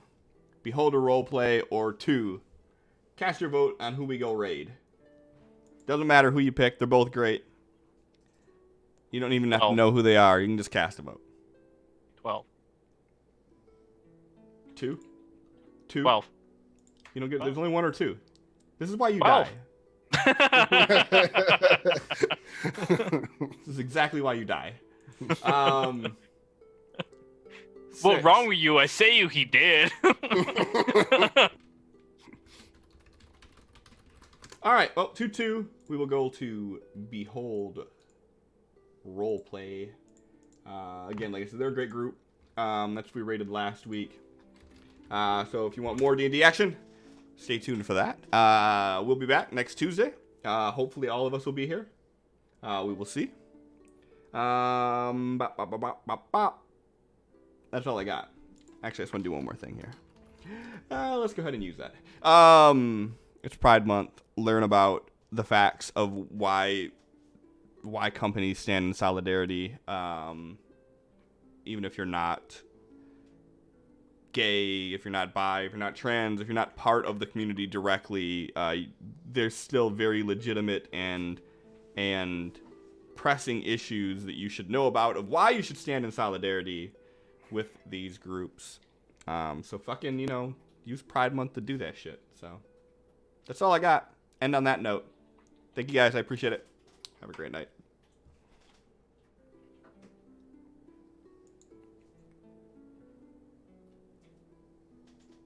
And we are off.